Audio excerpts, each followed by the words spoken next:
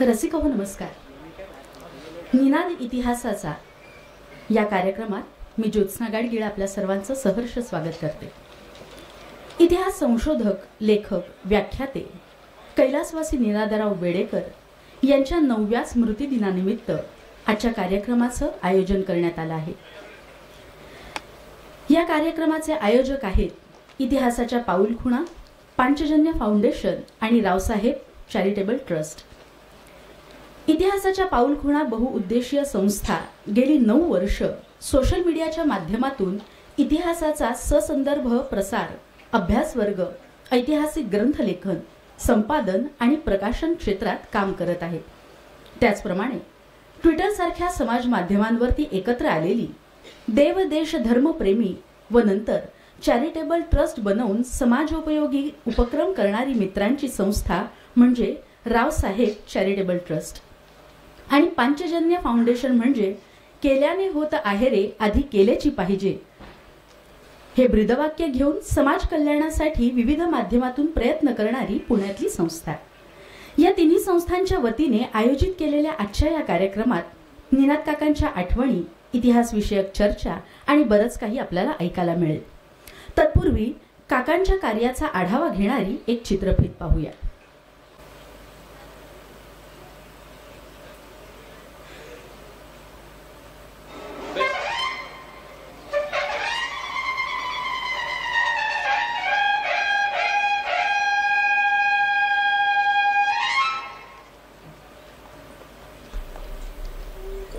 मराठ्यांचा इतिहास म्हटलं की कानात एक अनुनासिक आवाज आपोआप निनादलं. त्या आवाजाला सुरेख लय असते, गांभीर्य असतं, क्वचित मिश्किल छटाही असते. तो आवाज असतो शिवभूषण स्वर्गीय निनाद बेडेकर यांनी. निनाद म्हणजे आवाजाचा घुमत राहणारा पडसाद. काही व्यक्ती आपल्या कृतीने आपलं नाव सार्थ करतात. निनाद बेडेकर हे त्यापैकीच एक. सरदार रावते घराणं हे निनादरावांचं आजोळ. कदाचित म्हणूनच इतिहासाचा वारसा ते रक्तातूनच घेऊन आले असावेत. रूढार्थाने मेकॅनिकल इंजिनियर झाले तरी निनादराव कायमच इतिहासात रमले. इतके की किर्लोस्कर कमिन्स लिमिटेड सारख्या नावाजलेल्या कंपनीतून अतिशय मोठ्या पदावरून स्वेच्छानिवृत्ती घेत पूर्ण वेळ मराठ्यांच्या इतिहास संशोधनाला त्यांनी वाहून घेतलं. पण हा प्रवास सोपा खचित नव्हता. त्यासाठी निनादरावांना स्वतः विद्यार्थी बनावं लागले.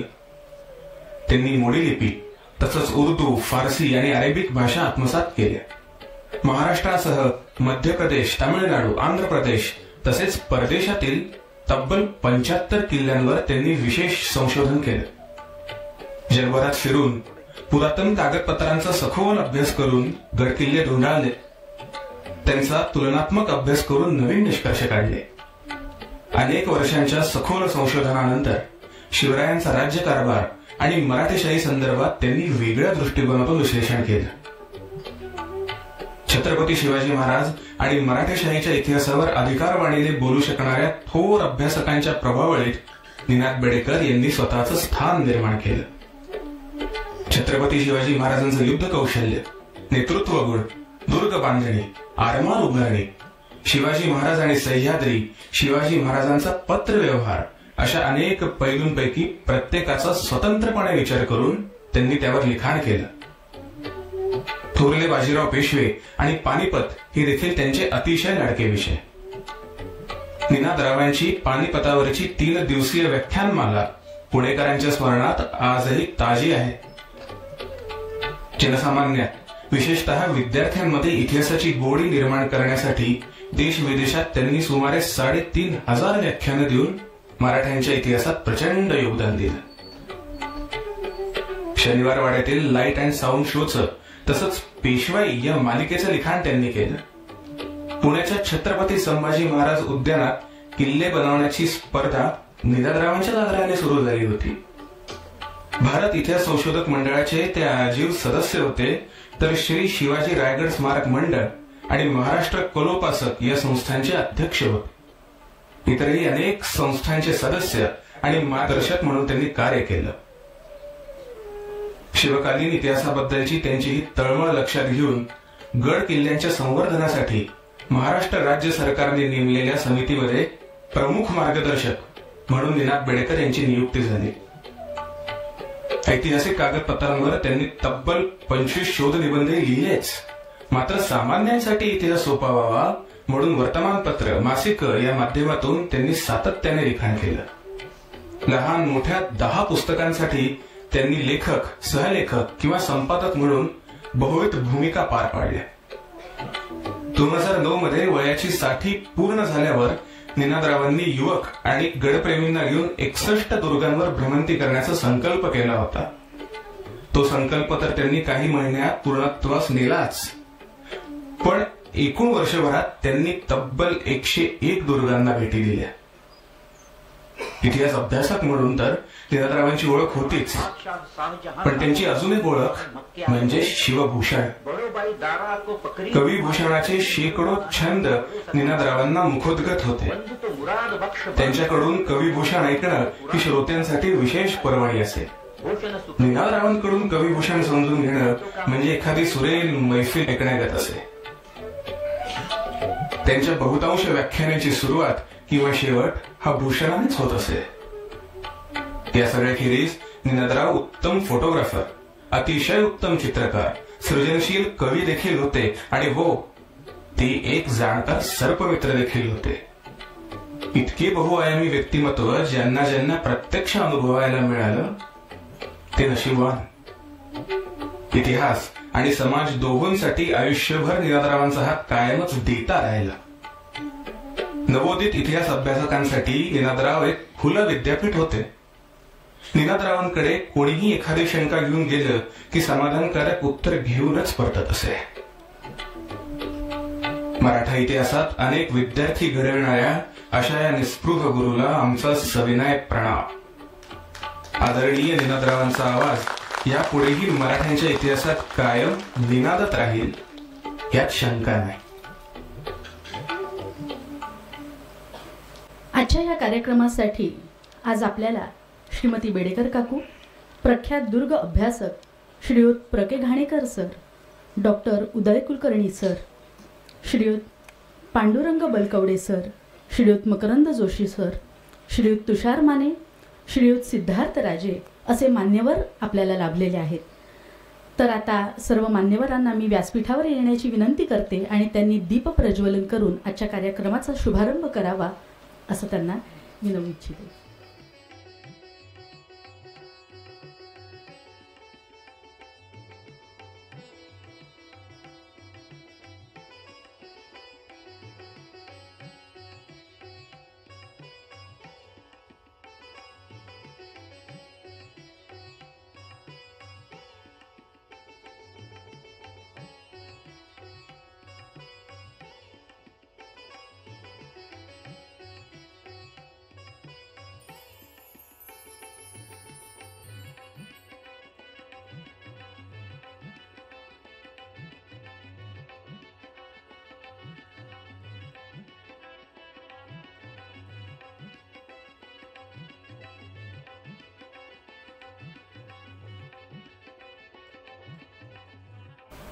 दीप प्रज्वलन होत असताना आपण निनाद काकांच्या आवाजात कवी भूषण यांची कविता ऐकली. कवी भूषण हा निनाद काकांचा सर्वात लाडका विषय. शिवराज्याभिषेकादरम्यान उत्तर भारतातून आलेल्या या कवीने ब्रजभाषेत रचलेल्या काव्याचा अर्थ उलगडण्याचं काम अतिशय ममत्वाने पूर्ण केलं.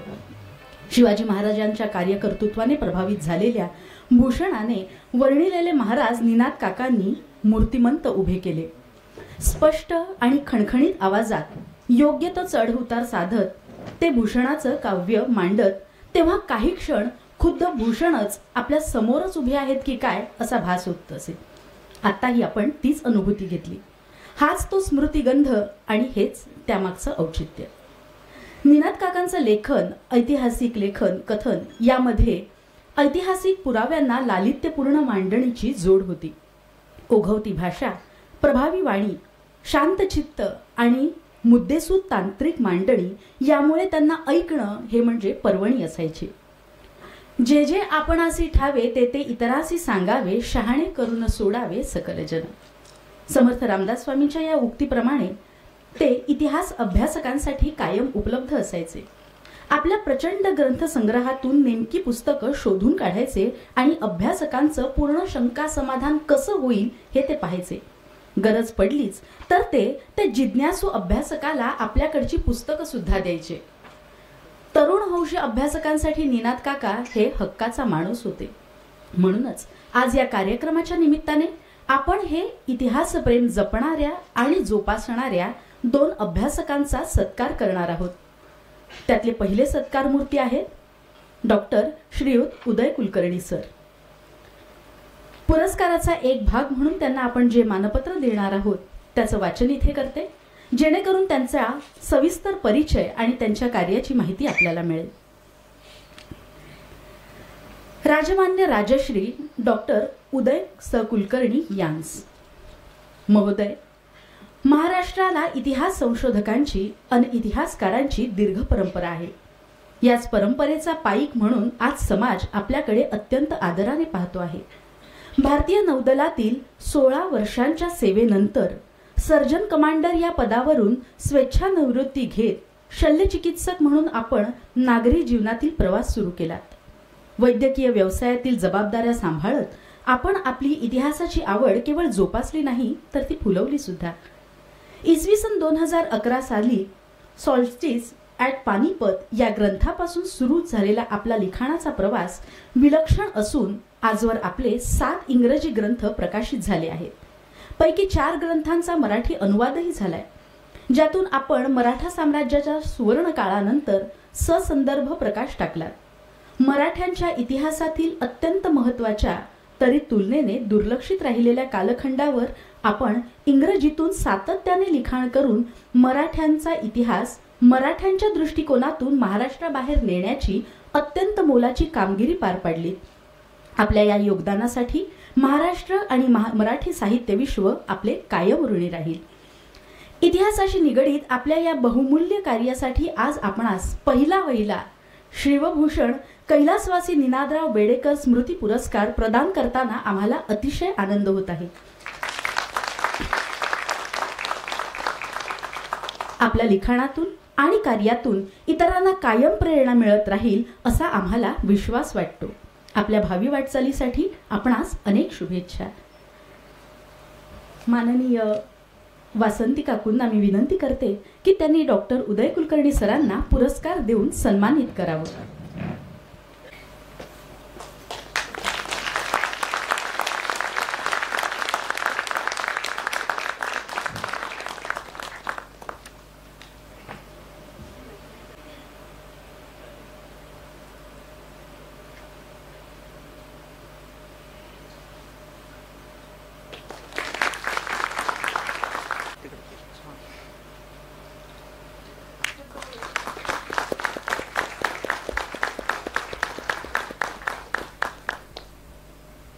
आता मी डॉक्टर उदय कुलकर्णी सरांना विनंती करते की त्यांनी आपलं मनोगत व्यक्त करावं. आज 9 वर्ष आणि 1 दिवस झाला निनादरावांना जाऊन, आणि त्यापूर्वी जवळजवळ 5-5.5 वर्ष त्यांच्याशी माझा संबंध आला. तसा माझा संबंध उशिरा झाला. आपल्या इथे 2 दिग्गज बसलेत ज्यांची 25-30 वर्षांपासून त्यांच्याशी संबंध आलेले आहेत. तर इतिहासाचे पाऊलखुणा, पांचजन्य आणि रावसाहेब फाउंडेशन यांनी जो हा उपक्रम पुन्हा सुरू केला आहे, पहिली 4-5 वर्ष हा कार्यक्रम होत असे, आणि आज वासंती त्यांची उपस्थिती असल्यामुळे त्याला आणखीन एक झालर ज्याला म्हणतात तशी जोडली गेली आहे. माननीय प्र के घाणेकर इथे आहेत, पांडुरंगराव बलकवडे आहेत. अनेक इतिहासप्रेमी आज एवढ्या पावसातून सुद्धा इथे पोचलेत, तेव्हा आपल्या सर्वांना पाहून इथे आनंद झाला आहे की निनादरावांची आठवण पुन्हा एकदा आपल्याला जागृत करता येते. आजच्या दिवशी त्यांच्या लेखनातून आणि त्यांच्या व्याख्यानातून ते आजही आपल्याला भेटतात. त्यांची अनेक व्याख्यानं आपल्याला यूट्यूबवर बघायला मिळतात. त्यांची अनेक पुस्तकं उपलब्ध आहेत. त्या पुस्तकातून त्यांनी सामान्य लोकांसाठी साध्या भाषेमध्ये इतिहासाचे अनेक पैलू मांडलेले आपल्याला दिसतात.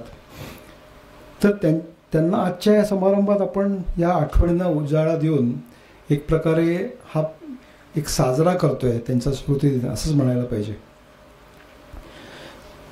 पुढची इतिहासाची फळी ज्या ह्या 3 संस्थान च्या माध्यमातून त्यांनी तयार केली आहे आणि त्यांनीच आज हा कार्यक्रम अरेंज केला आहे. ही फळी खरं म्हणजे त्यांच्या कार्याची एक मोठी जमेची बाजू आहे असं म्हणायला पाहिजे. कारण आपले शिष्य हीच कुणाही गुरुची समाजाला दिलेली सर्वात अमूल्य भेट असते असं मला वाटतं. आणि आपल्या भारदस्त व्यक्तिमत्वामुळे ह्या गुरूंनी आपल्या शिष्यांना काही हात राखून ठेवलं नाही. सर्व जे होतं आपल्याकडचं ज्ञान ते सर्व त्यांना अर्पण केलं. ही एक फार रेअरिटी असते, सगळ्या गुरूंमध्ये ही आपल्याला आढळतेच असं नाही.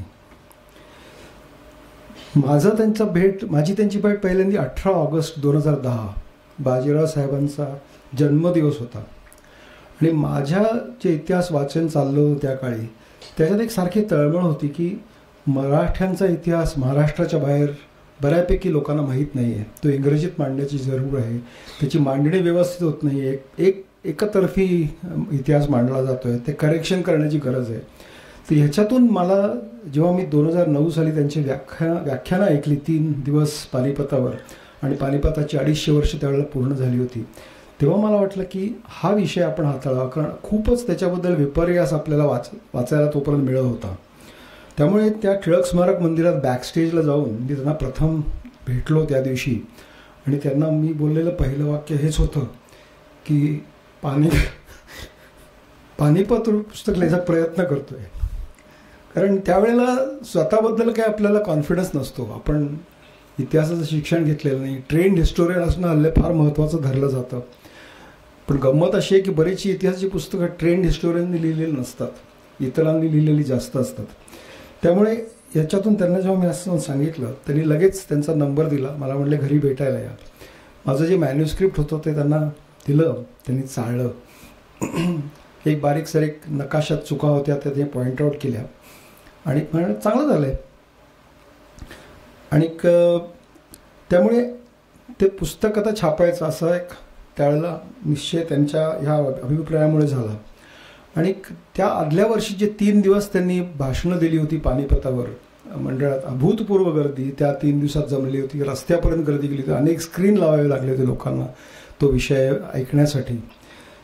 तर इथून पुढे जर पानिपत झालं, हा जो वाक्प्रचार मराठीत आला आहे तो जर पुढे गायब झाला आपल्या भाषेतून, तर त्याचा मुहूर्तमेढ निनाद बेडेकरांनीच पहिल्यांदी उभी केली असं आपल्याला म्हणायला लागेल.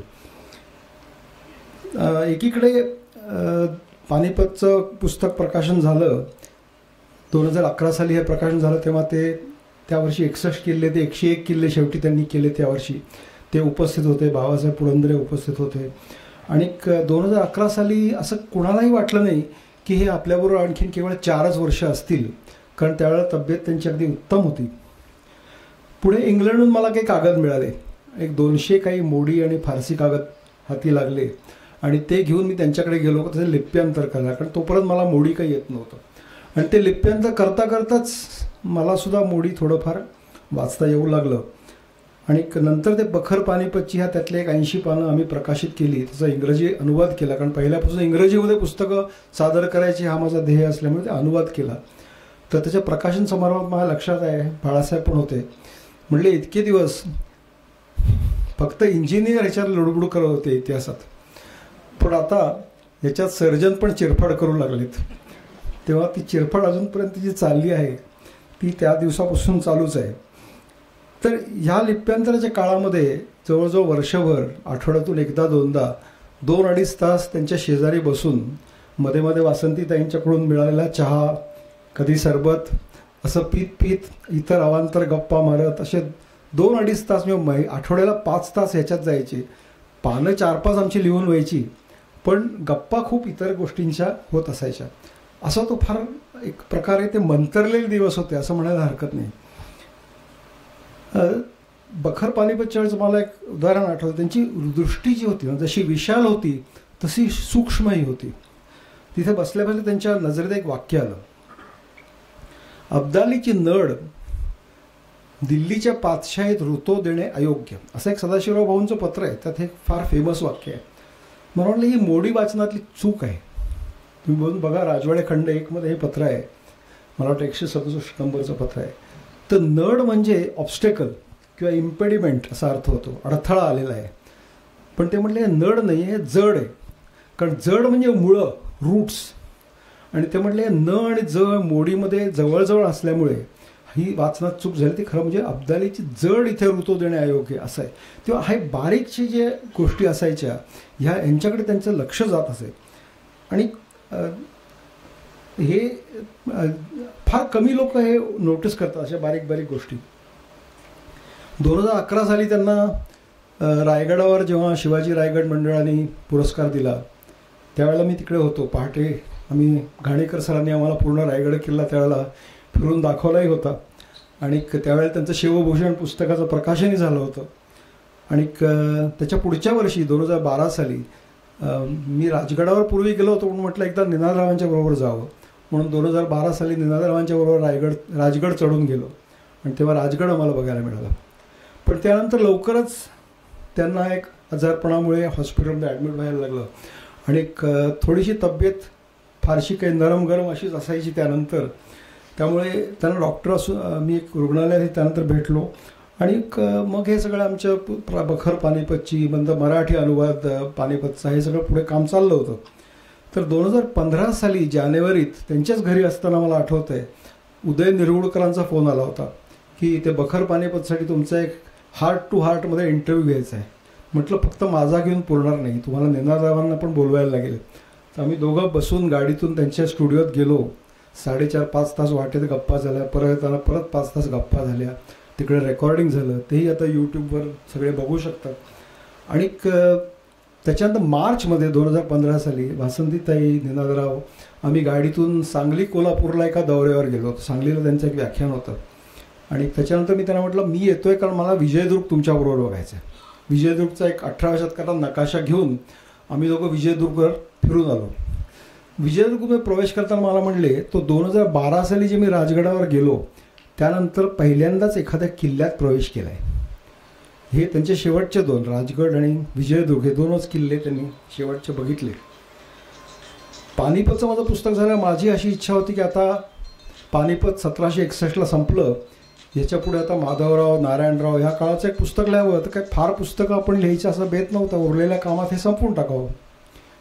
मला म्हटलं नाही, आता तुम्ही माघारी जा, बाजीरावापासून परत सुरुवात करा. त्यामुळे हे जे पुढचा माझा प्रवास झाला आहे बाजीराव, नानासाहेब, माधवराव, आता पुढचं नारायणराव, ही सगळी पुस्तकं जी येत आहेत याचं बरंचसं श्रेय मी त्यांना मला हा सल्ला दिल्यामुळे आणि हा मार्ग दाखवल्यामुळे त्यांना मी याचा श्रेय देईन. मे 2015 म्हणजे अगदी त्यांच्या ज्या महिन्यात ते अनंतात विलीन झाले त्यांचा एक लेख महाराष्ट्र अहेड म्हणून एक गव्हर्नमेंट ऑफ महाराष्ट्राचं मासिक यायचं. त्यांनी एक लेख आदल्या महिन्यात दिला होता. ते मराठीत लिहायचे आणि मला म्हणायचे इंग्रजीत अनुवाद तुम्ही करून टाका. आणि ते दोन्ही मग गव्हर्नमेंट ऑफ महाराष्ट्रला पाठवून ते छापले द्यायचे. तर मे महिन्यात त्यांनी एक लेख लिहिला होता, फॉर्टिफिकेशन डिमिस्टिफाईड असं इंग्रजी त्यातली टायटल आहे. तर ते 3 प्रकारचे. आता त्याच्यात मी हे सांगायचं कारण असं की त्यांची इतिहास बघून ॲनलाइज करण्याची क्षमता कशी होती की 3 प्रकारचे गड आहेत. एक दगड वापरून बांधलेला दगड. याचं उदाहरण म्हणजे त्यांनी राजगड दिला की 3 त्याच्या भोवती जसे हे आहेत तट आहेत, दगड वापरून तो किल्ला बांधला आहे.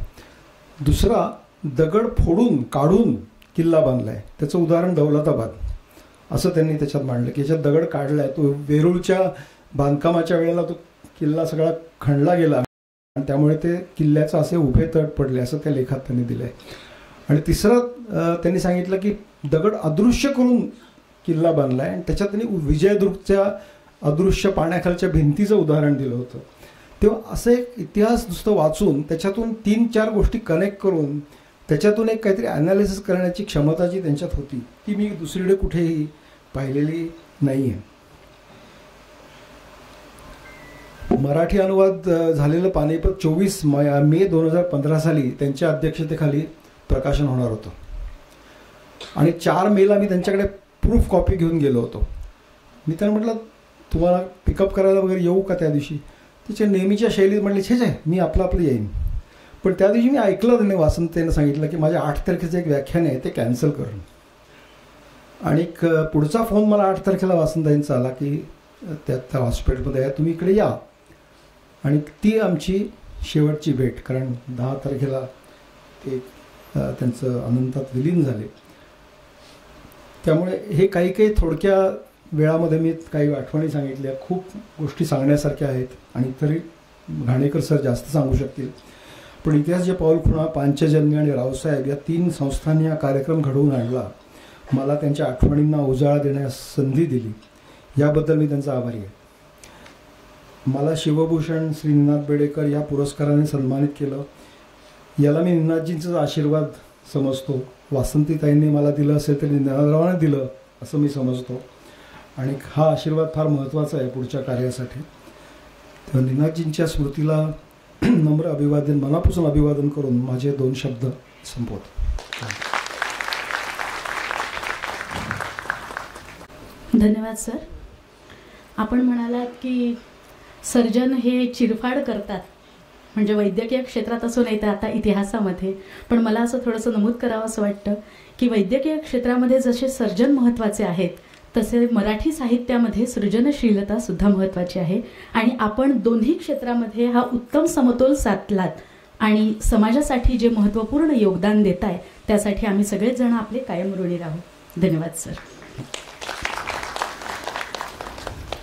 आजचा दुसरा पुरस्कार दिला जात आहे तो युवा अभ्यासक श्रीयुत प्रथमेश खामकर यांना. वय फक्त 22 वर्ष. यांनी BSc ॲग्रिकल्चरचं शिक्षण घेतलं आहे. भारत इतिहास संशोधक मंडळात ते आजीव सदस्य आहेत. त्यांनी पुणे विद्यापीठातून मोडी लिपीचं प्रशिक्षण घेतलं आहे. प्रतापगड पर्व हे पुस्तक त्यांचं प्रकाशित झालं आहे आणि छत्रपती राजाराम महाराज यांच्या पत्रव्यवहारावरती आधारित पुस्तक प्रकाशनाच्या वाटेवर आहे. एवढ्या लहान वयात हा ध्यास आणि ही घोडदौड पाहता भविष्यात आणखी चांगली कामगिरी करता यावी म्हणून श्रीयुत घाणेकर सरांना मी विनंती करते की त्यांनी प्रथमेश खामकर यांना सदिच्छा रूपी सन्मान चिन्ह द्यावं. आपल्या टाळ्यांच्या कडकडाटाने प्रोत्साहन द्यावं.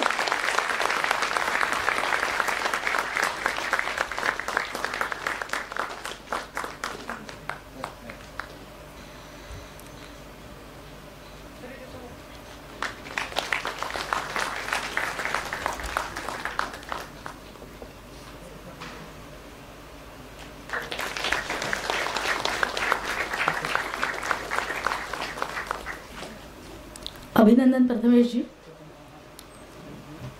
श्रीयुत घाणेकर सरांना विनंती करते की त्यांनी निनाद काकांच्या स्मृतींना उजाळा द्यावा. सर्वसाधारणपणे आपल्या मित्राची आठवण येत नाही असं कधी होतच नाही. विशेषतः रायगड हा त्यांचा आणि माझा दोघांचा वीक पॉइंट होता. ही गोष्ट साधारणपणे 25-30 वर्षापूर्वीची. दर दिवाळीमध्ये घरातले लाडू करंजा यातलं काहीही लोभ न ठेवता रायगडावर जायचं. त्यावेळेला काही दोरवाट नव्हती, रोपे नव्हता, पायऱ्यात चढून जायचं. तर मी त्यांना खूप छळायचो, हे झाड हे, ते झाड ते, याचा उपयोग असा, त्याचं नाव ते. त्याचा वचपा नाही, पण रायगडावर गेल्यानंतर मी इतिहासात नाहून निघायचो. बहुतेक वेळेला आम्ही ती अमावस्येची दिवाळी असल्यामुळे अमावस्येची रात्र असायची. तर मग दोघं जण चालत कारण त्यावेळेला रायगडावर एवढी माणसं यायची नाहीत, चालत चालत समाधीपर्यंत जायचो.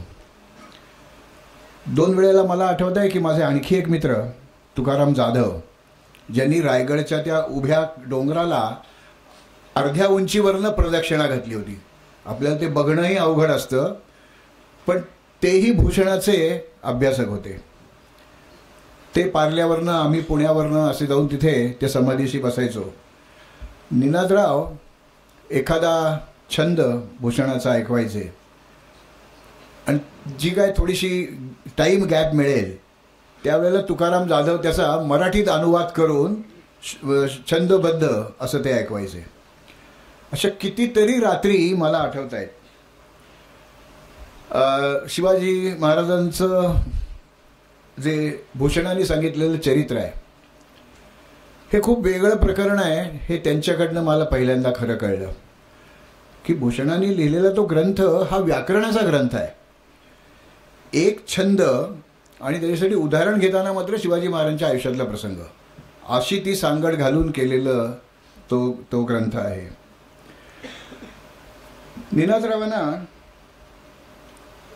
इतिहासकार आपण म्हणतो, पण कसं आहे की इतिहासकारांच्या इतिहास लेखनाच्या दोन पद्धती आपल्याला दिसतात. ललित अंगानं आणि शाहिरी ढंगानं इतिहास मांडायचा ही एक पद्धत. दुसरी पद्धत अशी की अस्सल कागदपत्रांच्या आधारेच फक्त काय ते बोलायचं. पण निनादरावांनी या दोन्ही पद्धतींचा अतिशय उत्तम सांगड घातलेली होती आणि ती देखील त्यांची ओघवती भाषा, प्रभावी वक्तृत्व, शांत चित्तानं मांडणी, मुद्देसूद प्रतिपादन आणि अस्सल साधनांचा आधार असं सगळं एक मिश्रण आपल्याला त्यांच्या या विषय मांडण्याच्या यामध्ये अनुभवायला मिळतं. इतिहासकार हे फारसे बाहेर हिंडत नाहीत, पण निनादराव अनेक किल्ले पाहिले आणि किल्ले पाहणाऱ्या जमातीमध्ये यांचं स्थान वेगळं असं की त्यांनी महाराष्ट्रातले ते किल्ले पाहिलेच, पण भारतातलेही अनेक किल्ले पाहिले. इथेही ते थांबले नाहीत, परदेशामधलेही त्यांनी किल्ले पाहिले.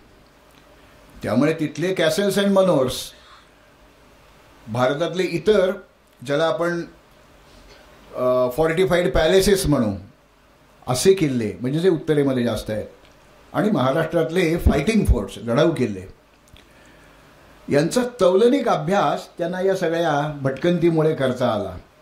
आणि कुठल्याही किल्ल्यावर, मग तो राजगड असेल, सिंहगड असेल, अनेक किल्ल्यांवर आम्ही बरोबर भटकंती केलेली आहे. तर त्यावेळेला ते सगळे ते संदर्भ सांगायचे. या ठिकाणी अशी ग्लेसिस आहे, या ठिकाणी अशी चर्या आहे, असं हे सगळं ते वर्णन करून सांगायचे. त्यामुळे मला माझी अनुभव श्रीमंती वाढवता आली. मगाशी मी म्हटलं की ह्या दोन वेगवेगळ्या इतिहास कथनाच्या पद्धती आहेत, त्याची उत्तम सांगड त्यांनी घातलेली आहे. त्याच्याबरोबर त्यांनी आणखी एक साधलं, ते असं की इतिहास म्हटल्यानंतर तो भूतकाळ आहे, आपण ते सगळं वर्तमान काळात बघत असतो. भविष्यकाळ याचा काही संदर्भ आपल्याला या गोष्टीशी लावता येईल का? तर टाइमलेस मॅनेजमेंट टेक्निक्स इन शिवकाल हा त्यांनी पुढे आणलेला एक नवा विषय. आणि मग त्या धूळवाटेवरनं अनेक लोक जायला लागल्यावर त्याची मळवाट झाली. पण भूत, भविष्य आणि वर्तमान यांची सांगड घालणारा मला वाटतं एकमेव इतिहासकार असावा. कदाचित बाळासाहेब त्यात हो म्हणतील त्याला. इतिहास म्हटल्यानंतर रूढी, परंपरा या सगळ्या गोष्टीची जोखड आपल्या मानेवर असतं. पण निनादरावांशी हिंडायला गेल्यानंतर, किल्ल्यांवर मुक्काम केल्यानंतर माझ्या एक लक्षात आलं की ते कर्मकांडापेक्षा कर्मयोगावर जास्त विश्वास ठेवत होते. त्याचाच पाठपुरावा त्यांनी केलेला होता. सर्वसाधारणपणे माझ्यासारखे भटके यांचं घराकडे दुर्लक्ष झालेलं असतं. पण वासंती वहिनी, निशा, नियती ही त्यांची दोन्ही मुलं आणि आई आणि बाबा यांच्याकडे त्यांनी जितक्या आतुरतेने, तन्मयतेने लक्ष दिलं, विशेषतः आई गेल्यानंतर वडिलांकडे, ते खरंच कौतुकास्पद आहे. म्हणजे त्यांचे पाय जमिनीवर होते आणि असे जमिनीवर पाय ठेवले तरच तो माणूस मोठा होतो असं मला त्यांच्याकडे बघून लक्षात आलं. दुर्दैवाने सांस्कृतिक दहशतवादाचा त्यांना थोडा फटका बसला, त्यातूनही ते सावरले. मगाशी डॉक्टर कुलकर्णींनी उल्लेख केला की ते उत्तम चित्रकार होते. तर मला आठवतं आहे एकदा त्यांची ती चित्र काढायची वही आणि पेन एवढंच त्यांना त्या शबनममध्ये पुरे असायचं. रायगडावर आम्ही हिंडत होतो, भवानी टोकावर आम्ही गेलो, त्या भवानीच्या गुहेमध्ये आम्ही गेलो होतो आणि ते म्हणाले आता बसूया आपण इथे. म्हटलं ठीक आहे बसूया.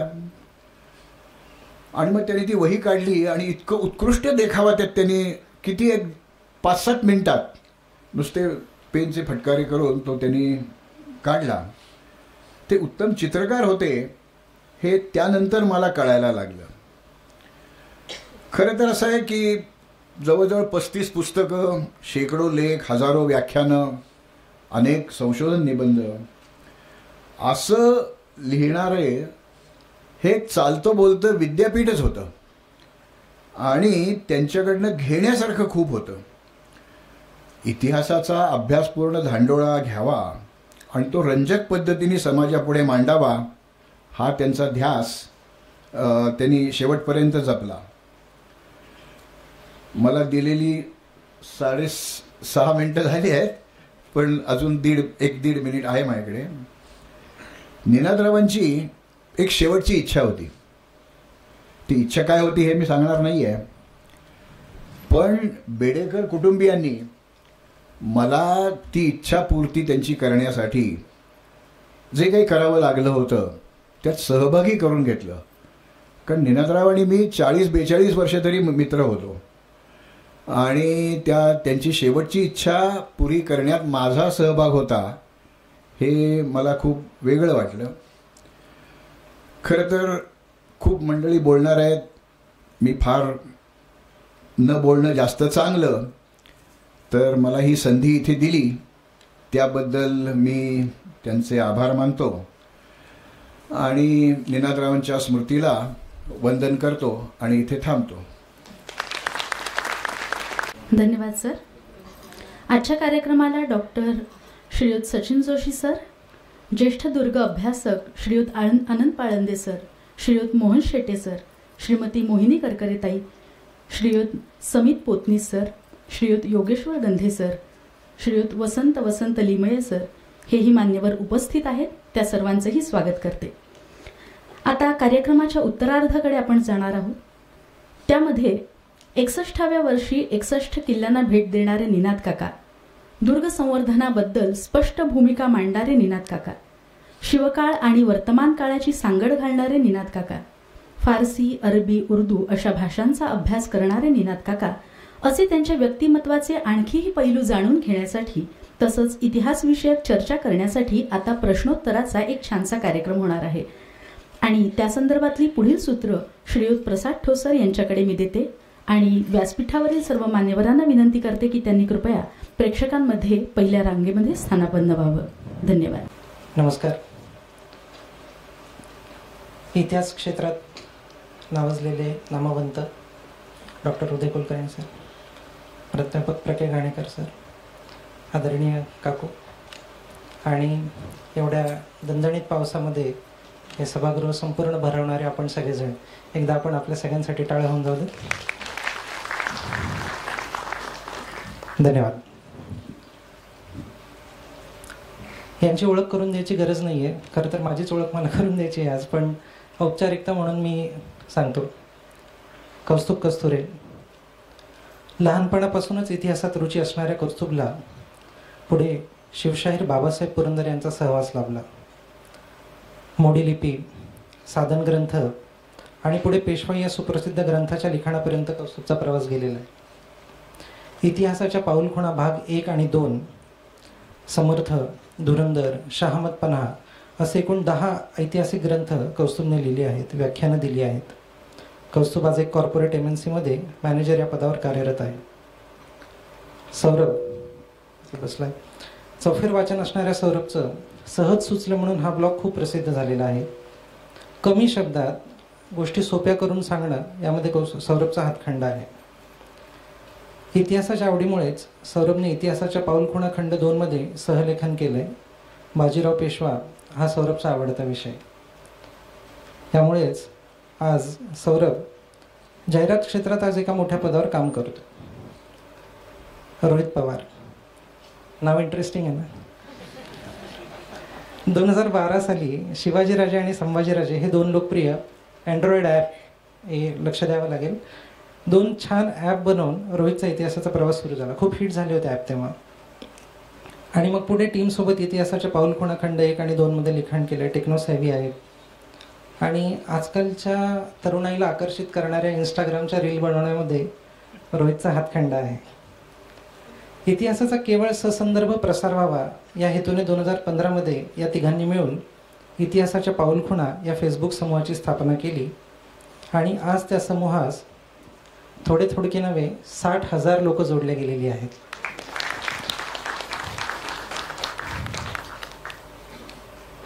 आता या तिघांसोबत मी काय करतोय हा प्रश्न तुमच्या मनामध्ये आला असेल. मागच्या रांगेत माझे काही मित्र बसले जे इतिहासामध्ये एवढे तज्ज्ञ नाही आहेत, पण सामान्य आहेत आणि त्यांच्या मनामध्ये काही इतिहासाबद्दलचे प्रश्न आहेत. तर त्यांचं प्रतिनिधित्व करायला, त्यांच्या मनामधली काही प्रश्न विचारायला आज मी प्रसाद ठोसर या कार्यक्रमाचं इथून पुढचं सूत्र सांभाळतोय. सगळ्यात पहिले संधी दिल्याबद्दल धन्यवाद.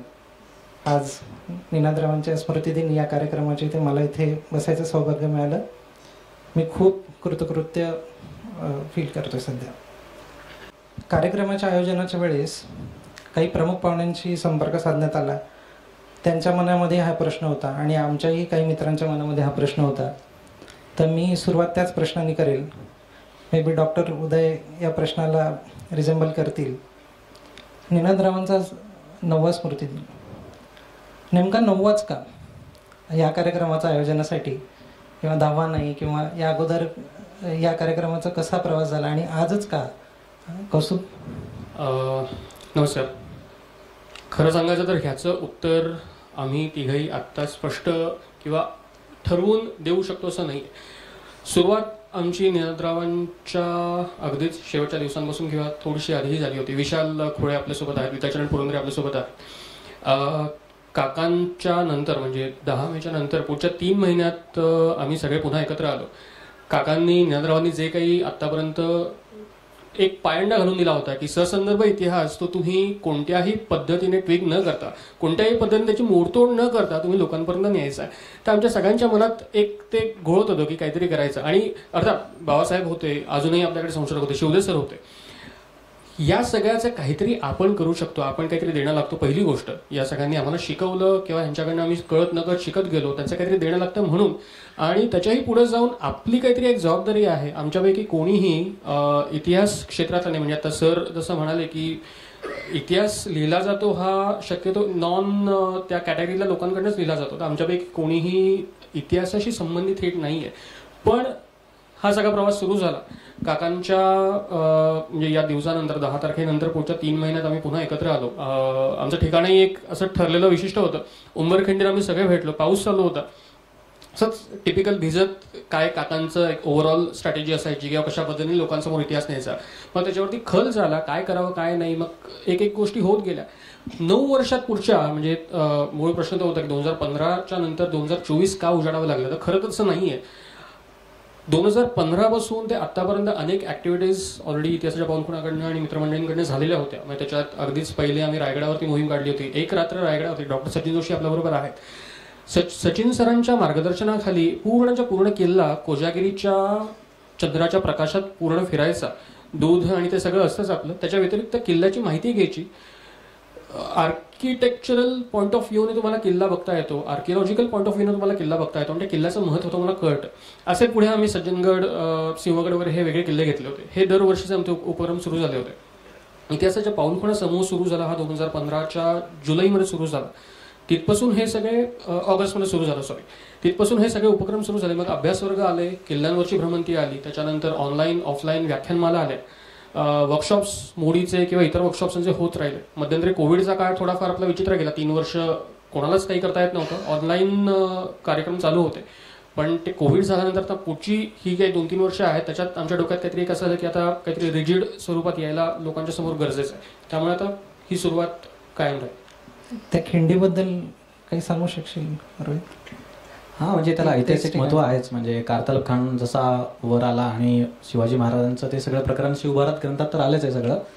आणि त्यातला एक इंटरेस्टिंग उल्लेख आहे की तो सांगावासा वाटतो की शिवभारतात असं म्हणलं की शिवाजी महाराजांनी शुभ्र कपडे घातलेत, ते घोड्यावर आहेत आणि त्यांच्या खांद्यावर धनुष्यबाण आहे. तर ही अतिशय इंटरेस्टिंग नोंद त्याच्यात होती. आणि कुठलंही ऐतिहासिक ठिकाण फिरावं यासाठी ती भेट केली होती आम्ही.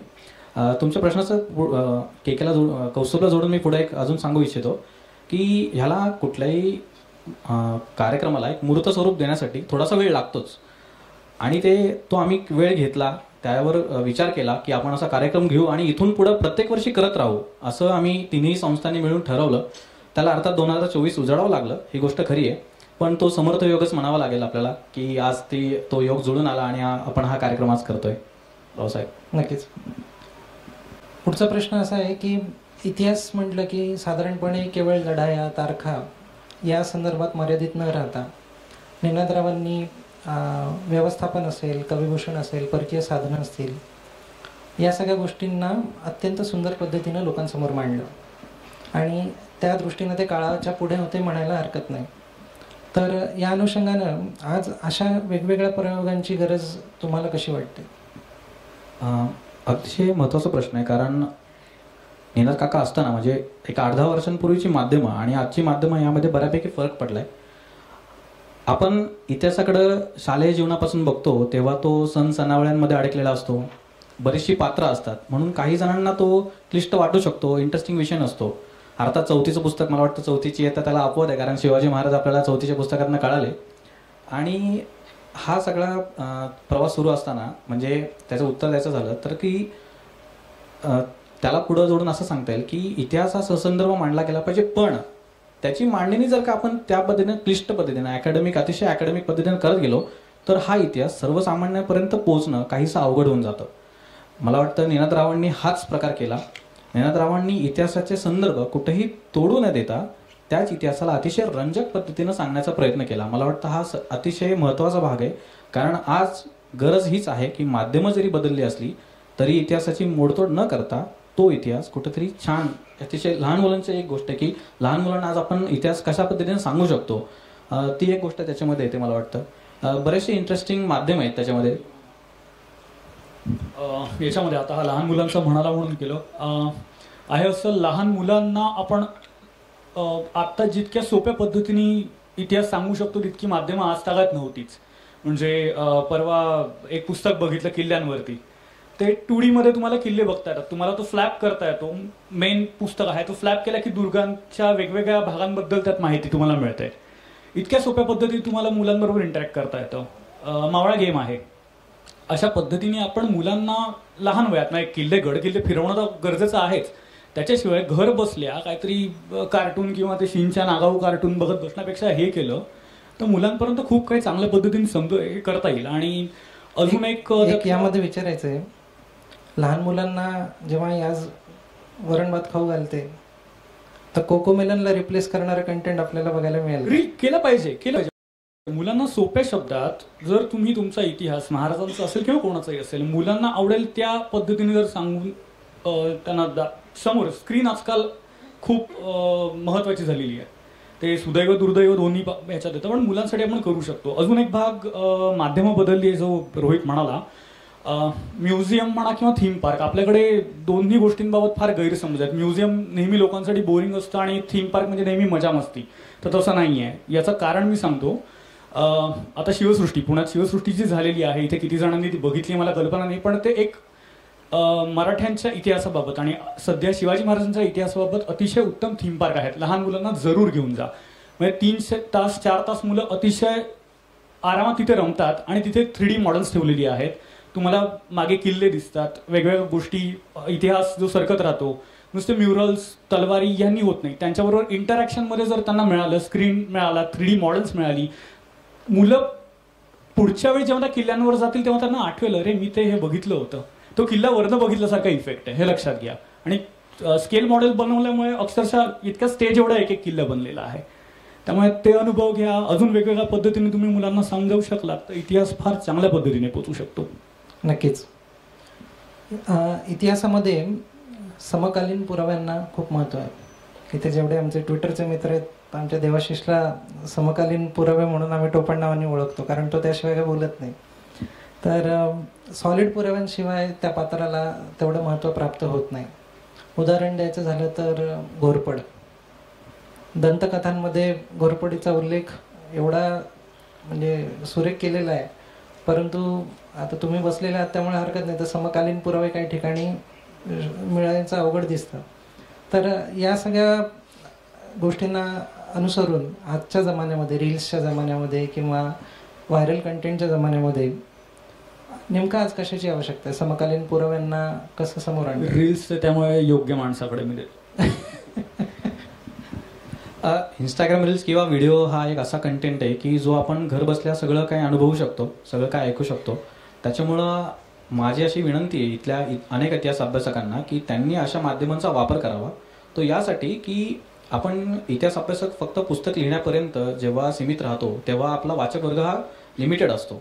पण जेव्हा तुम्ही व्हिडिओ कंटेंट्सच्या माध्यमातून लोकांसमोर जाता तेव्हा नक्कीच त्याचा एक इफेक्ट वेगळा असतो. पण यावेळेस मला असं वाटतं की भले तुमच्याकडे 90 सेकंदच आहेत, पण त्याच्यामध्ये तुम्ही एखादं पत्र सांगितलं, एखादे उद्गार सांगितले त्या पत्रांमधले, त्याचं एक मला वाटतं एक समकालीन रेफरन्स जर का सांगितले तर मला वाटतं की आपल्या दोन्ही गोष्टी साधता येतील. म्हणजे जसं आपण पहिल्याच प्रश्नात विचारलं की आपल्याला इतिहास रंजक करून सांगता येईल का, तर हो. पण तो सहसंदर्भ सांगता येईल का, तर हो. या दोन्हीची उत्तर हो करून सांगायची असतील तर इतिहास अभ्यासकांवर ती जबाबदारी. नाहीतर काय होईल की जो इतिहास अभ्यासक नाहीये किंवा ज्यातला इतिहासातली खरी रुची नाहीये, तितकं वाचन नाहीये, अशा माणसाने एखादा कंटेंट बनवला तर त्यातून इतिहासाचं विकृतीकरण होण्याची जास्त शक्यता असते. त्याच्यामुळे मला वाटतं की जसं घोरपडीचं उदाहरण दिलं की ती दंतकथा आहे, पण सभासद बगरीतनं आपल्याला कळतं की ते वानराप्रमाणे चढून गेले असा तो उल्लेख आहे. तिथून आपल्याला असे वेगवेगळे संदर्भ उचलून जे काही लोकांपर्यंत चांगली माहिती आहे ती देता येईल असं मला वाटतं. बहिर्जी नाईकांचा पण यामध्ये आपण उल्लेख करू शकू? नक्कीच करू शकतो. म्हणजे मला त्या खुला शिरायचा नाही, पण आता बहुतांशी बहिर्जींवरती अनेक पुस्तकं, सिरियल्समध्ये वगैरे दाखवलं. बहिर्जी नायकांवरती इतिहासात 10 ओळींच्या पलीकडे काही नाही आहे. खरं सांगायचं तर सभासद बकरीत 3 प्रसंग आहेत, 3 प्रसंगांच्या पलीकडे बहिर्जी कुठेही नाही आहे. पण आपण ते सगळं वाढवत नेतो आणि मग त्याचा इम्पॅक्ट असा होतो की अजून 10 वर्षांनी ना तो इतिहास समजला जातो. आज श्रीमान योगी ही इतिहास शिवचरित्र म्हणून लोक वापरतात. दुर्दैवाने श्रीमान योगी कादंबरी आहे, अनेक गोष्टी आहेत अशा. पण ते सांगण्याचा मुद्दा हा. पण आता जसं मगाशी रोहित म्हणाला किंवा सौरभ म्हणाला, तुम्हाला बिटवीन द लाईन्स वाचावं लागतं. काका निनादरावांचं हेच एक हे होतं की तुम्ही ज्या वेळेला एखादी गोष्ट रंजक करून सांगताय ना, तुम्हाला त्या 2 ओळींमधला तुम्हाला अर्थ वाचावा लागतो. एक छोटंसं उदाहरण देतो. बहिर्जी नायकांचा विषय निघालाय म्हणून. सभासद बखरीत बहिर्जी नायकांचं आडनाव जाधव होतं बेसिकली. तर त्यांचा एक प्रसंग दिला. सुरतच्या लुटीच्या वेळेला बहिर्जींनी सगळी ती रेकी केली आणि बहिर्जींनी रायगडावरती येऊन शिवाजी महाराजांना रिपोर्ट दिला की सुरत मारल्याने अगणित द्रव्य सापडेल.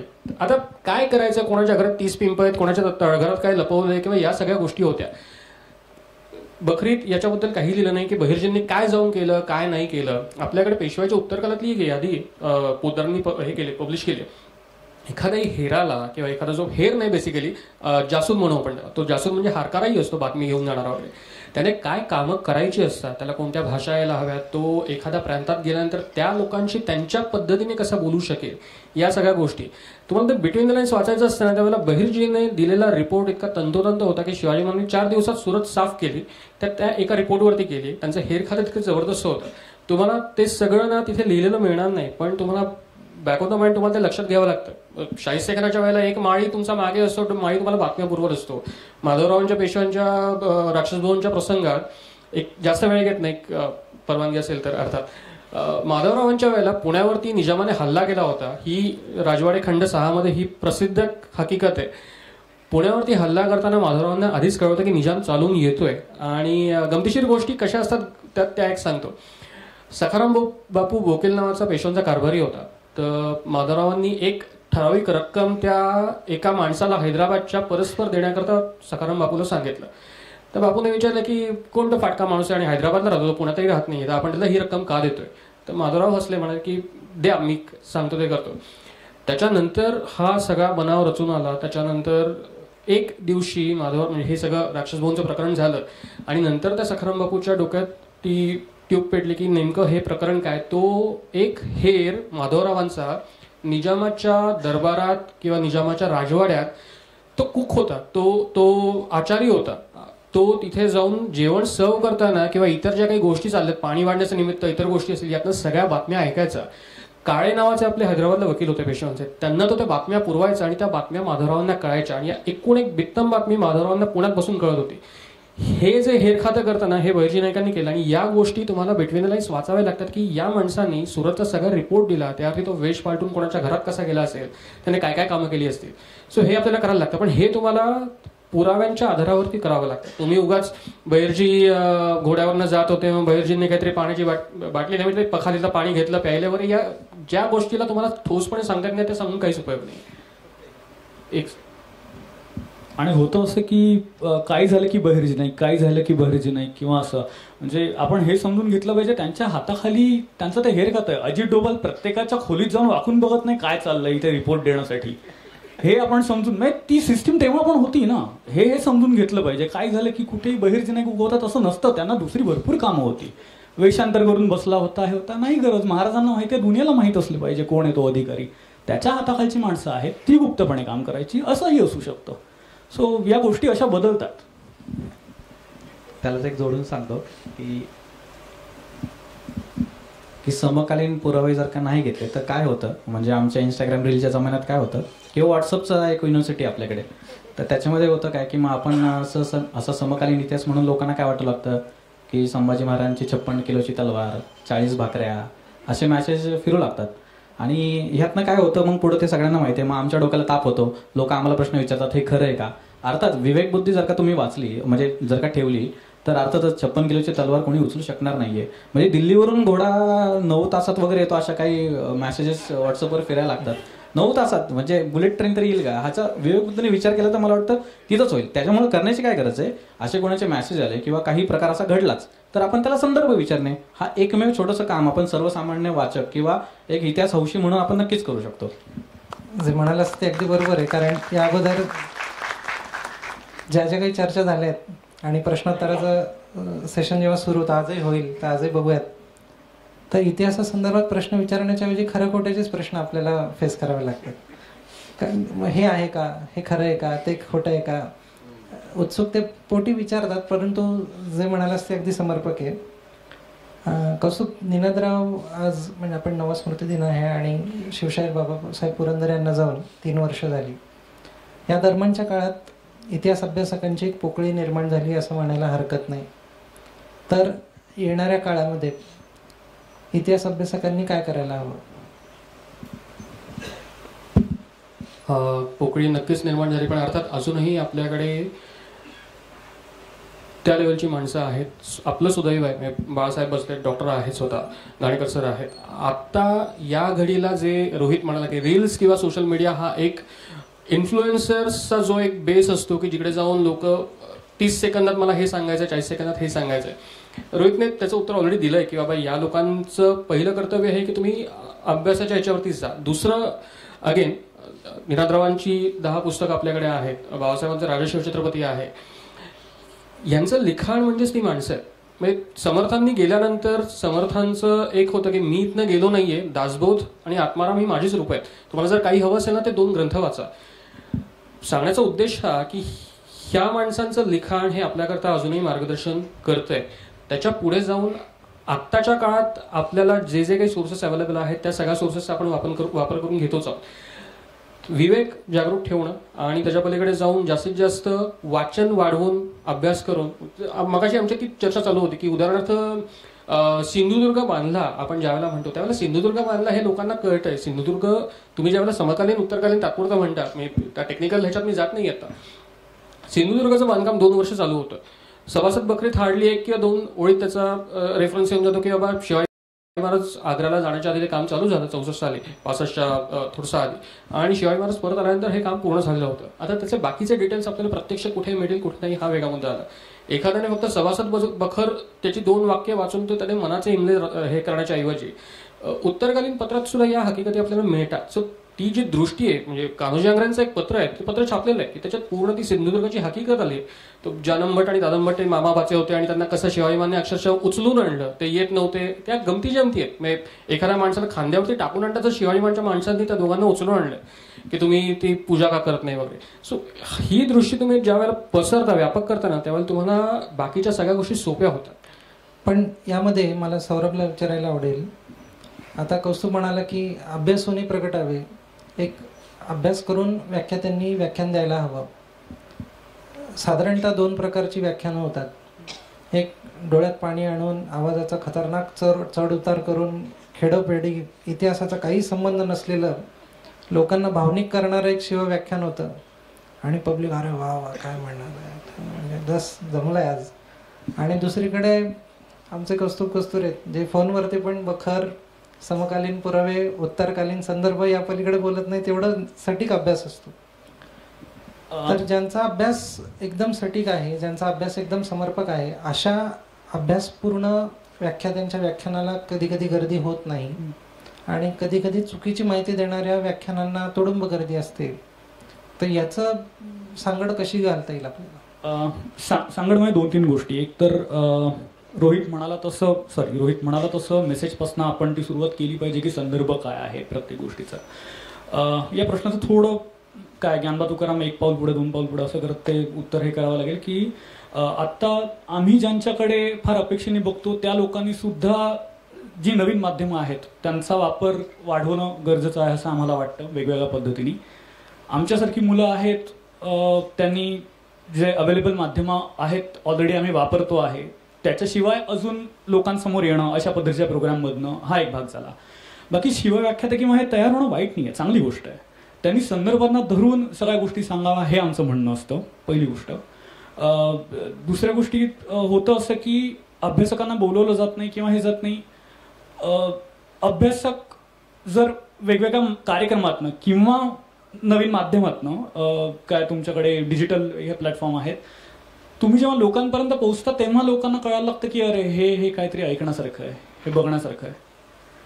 त्यामुळे या 2-3 माध्यमांनी तुम्ही जर लोकांना अप्रोच झालं, कारण तुम्ही स्वतःहून अप्रोच होत नाही तोपर्यंत लोकांना नाही कळणार आहे काय आहे ते.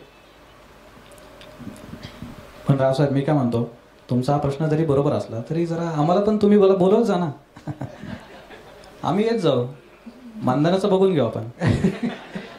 नाही, मी याचा उत्तर एवढ्यासाठी देत नाही कारण तुम्ही जेव्हा जेव्हा आलेला आहात स्पेसेसवर, स्पेसेसवर आमच्या स्पेसेसची सगळ्यात हिट स्पेसेस तुम्ही जे व्याख्यान दिलेलं आहे शिवराजनीती, आपण मध्यंतरी 3 स्पेसेसची सिरीज केली, सगळ्यात हिट. आणि सांगा, आणि ट्विटर स्पेसेसबद्दल दोन्ही तारखा म्हणजे तारखेनुसार आणि तिथीनुसार दोन्ही दिवशी आपण स्पेसेस घेतल्या होत्या. आणि शिवराजनीती या विषयावरती आपण कौस्तुभ, सौरभ आणि रोहित यांना व्याख्यान द्यायला आमंत्रित केलं होतं. आणि प्रत्येकाने एक धर्मनीती, कूटनीती, राजनीती आणि औरंगजेब फेवरेट विषय. तर या सगळ्यांचा प्रयत्न आहे आणि ट्विटरवरती खूप प्रसिद्धी आणि खूप आवड आहे कौस्तुभ, रोहित आणि सौरभला ऐकायची. कारण एका बाजूला तुफान दादांत खोटा प्रचार असताना समकालीन पुरावे घेऊन मुद्द्यानिशी अपप्रचार खोडून आणि बरोबर माहिती देण्याचा प्रयत्न ही सगळी करत आहेत. तर त्यांच्यासाठी एकदा टाळ्या होऊन जाऊ देत. एकच फक्त म्हणजे आता मूळ प्रश्नाकडे येतो मी परत, आपण एवढं सगळं फिरून आलोय. आमच्यासारखी मुलं किंवा अजून जर कोणी असेल ना, रोल मॉडेल आपल्याकडे आहेत. म्हणजे निनादराव हे एकमेव असं म्हणणार नाही, पण हे इज वन ऑफ देम. उदाहरण सांगतो एका मिनिटात. जसं सौरभ म्हणाला की 2 कारणं असतात अभ्यासकांच्या ह्याला न जाण्याची. एकतर अभ्यासकांचा अभ्यास नसतो पहिली गोष्ट, किंवा तो लिमिटेड असतो, किंवा त्यांच्याकडे ती बोलण्याची कला नसते. वक्तृत्व हा एक मोठा पॉईंट असतो की तुमच्याकडे तुमचं डोकं कितीही असू दे, त्याला ज्यावेळेला मी पोडियमवरती उभा राहतो त्यावेळेला मला बोलणं आणि लोकांशी कनेक्ट करणं. 10 मिनिटात लोक उठून जायला लागतात आणि अभ्यासात बोलत राहतो, त्याला काही उपयोग नाही. निनादरावांचा रील किंवा तो व्हिडिओ आपण सगळ्यांनी ऐकलाच असेल. म्हणजे उदाहरणार्थ 40 सेकंदात, जसं रोहित म्हणाला की 40 सेकंदात तुम्हाला एखाद्याला पकडून ठेवायचं आहे ना, काय करावं लागतं. बहुतांशी लोकांनी आपण ऐकलं असेल की तो अफजल खानाचा शिक्का एका व्याख्यानातला निनादरावांचा तो कट करून फिरतो की तो अफजल खानाचा तो गर कुणात सिपर आला फजल फुजला फजल अफजल, त्याच्या पुढचं ते अजय मुलकी बजाय तसबी आवाज आहेत अफजल अफजल. हे सगळं हळू आवाजात म्हणशील परत नाही, पण ते तसाही अर्थ मलाही कळणार नाही, कोणालाही कळणार नाही. सो हे सगळं झाल्यानंतर ज्या वेळेला अफजल खानाचं संपूर्ण प्रकरण आहे, निनादरावांच्या त्याच्या पुढचं फक्त 2 शब्द आहेत जे लोकांच्या टाळ्या मिळवतात आणि फक्त एकच गोष्ट त्यांनी सांगितली, पुढच्या 2 मिनिटात खानाला शिवाजी महाराजांनी ठोकला. हे निनादरावांचे शब्द आहेत. पण ह्या शब्दांचा इम्पॅक्ट असा होतो की तुम्ही ज्या वेळेला ती गोष्ट त्या सगळ्या सिच्युएशनमध्ये जाऊन लोकांना सांगता, तुम्ही स्वतः इतिहासात जाता, पण इतिहासात जाऊन तुम्ही लुडबुड करत नाही, जे घडले ते सांगता. या गोष्टी जास्त महत्वाचं आहे. वक्तृत्व असणं गरजेचं आहे, त्याशिवाय काहीच होऊ शकत नाही. आता तू जे म्हणालास निनादरावांची ती जी 60 सेकंदाची क्लिप आहे, 2 मिनिटात ठोकला शिवाजी महाराजांनी त्याला, साधारण तरुण मुलं जी 22, 23, 24, 25 वर्षाची आहेत, ज्यांना रीच, लाईक, रिट्वीट हे ज्यांचं आयुष्य आहे काही अर्थाने, ती लोकं ती क्लिप वापरतात आणि छान त्यांना प्रतिसाद मिळतो. ह्याच वयोगटातली मुलं जेव्हा मला, म्हणजे मीही काही फार म्हातारं नाही आहे पण माझ्याच माहिती आहेत, पण या वयोगटातली मुलं जेव्हा एअरपोर्टवरती दिसतात, रेल्वे स्टेशनवरती दिसतात, काही वर्षांपूर्वी वेगळे साचेबद्ध पुस्तकं त्यांच्या हातात दिसायची. पण आज विक्रम संपत सारख्या काही लेखकांमुळे महाराष्ट्राच्या बाहेरच्या विमानतळांवरती जेव्हा सावरकर कोणाच्या हातामध्ये दिसतात, त्याचा अर्थ मी असा काढतो की मराठी लिखाणात साचेबद्ध अडकलेल्या सावरकरांना तरुणाईपर्यंत या बेस्टसेलर पुस्तकांनी नक्कीच मार्ग मोकळा करून दिला आणि अजून प्रसिद्धी दिली आणि ते काम खूप मोठं आहे. शिवाजी महाराजांबद्दल इंग्रजी भाषेमध्ये काही व्हावं असं तुम्हाला वाटतं का, आणि काय या संदर्भामध्ये? एक बायोग्राफी आहे, मला कोणाला इथे कमी लेखायचं नाही, असतील पुस्तकं, पण तरुणाईला भुरळ घालणारी बेस्टसेलर पुस्तकं ज्यातून शिवाजी महाराज इंग्रजी माध्यमातून जगापर्यंत पोहोचावेत असं तुम्हाला वाटतं? बघा, मी आता इथं बसलेल्या सगळ्यांना प्रश्न विचारतो की आपण मराठी शिवचरित्र म्हणलं तर आपल्याला डोळ्यासमोर पटकन 2-3 नावं येतात, बरोबर? म्हणजे बाबासाहेबांचं शिवचरित्र असेल, बाहेरच शककरते शिवराय विक्रीला उपलब्ध आहे, अतिशय सुंदर शिवचरित्र आहे. मी जर का तुम्हाला असा प्रश्न विचारला की इंग्रजीतलं एकाचं शिवचरित्र सुचवा, तर पटकन अशी 4-5 नावं येतील, अशी फार कमी आहेत. हा खूप मोठा प्रॉब्लेम आहे आणि इथून पुढं आपण हा प्रॉब्लेम प्रचंड फेस करणार आहे. जसं तुम्ही म्हणलात ना की विक्रम संपत याने जसं सावरकरांचं चरित्र पुढं आणलं आणि इंग्रजीतनं ते पॅन इंडिया लेवलला नेलं, मला असं वाटतं की विक्रम संपत या व्यतिरिक्त अजून आणखी काही नावं आहेत. म्हणजे विल्यम डार्लिंपल असेल किंवा मनु पिल्लई, कानी शेट्टी, अतिशय सुंदर पुस्तक लिहिली. सुंदर या अर्थाने म्हणतोय की त्यांची भाषाशैली अतिशय उत्तम आहे, अतिशय म्हणजे पॅन इंडियाच काय, मी तर म्हणतो की ग्लोबल लेवलपर्यंत या लोकांचा रीच आहे. आज मला सांगायला आनंद होतो की आज आपल्यात उदय कुलकर्णी सर आहेत, ज्यांना आज पुरस्कारही जाहीर झालाय. यांनी मराठ्यांचा इतिहास इंग्रजीमध्ये उपलब्ध करून फार मोठे उपकार केलेत. मला असं वाटतं की आज खरी गरज हीच आहे. होतं काय सांगतो मी तुम्हाला की मराठी आपण एखादं इतिहास अभ्यासक जो असतो ना, तो त्याचे कष्ट करतो. आज प्रथमेश इथे बसलाय, प्रचंड कष्ट असतात त्यामागे. तो ती सगळी मेहनत घेतो आणि त्याचं पुस्तक मराठीतनं छापतो. मला मराठीला अजिबात कमी लेखायचं नाहीये, पण ॲट द सेम टाइम कोणीतरी हा विचार करायला पाहिजे की त्याचा इन्फ्लुअन्स किंवा त्याचा ब्रॉडकास्ट कॅनव्हास किती मोठा आहे. जेव्हा एक आवृत्ती आपली मराठीतली संपते ना, तेव्हा 1000 पुस्तक आपण विकलेली असतात. पण तुम्ही जर का पॅन इंडिया त्याचा इन्फ्लुअन्स बघितला तो फार 0.00% मध्ये.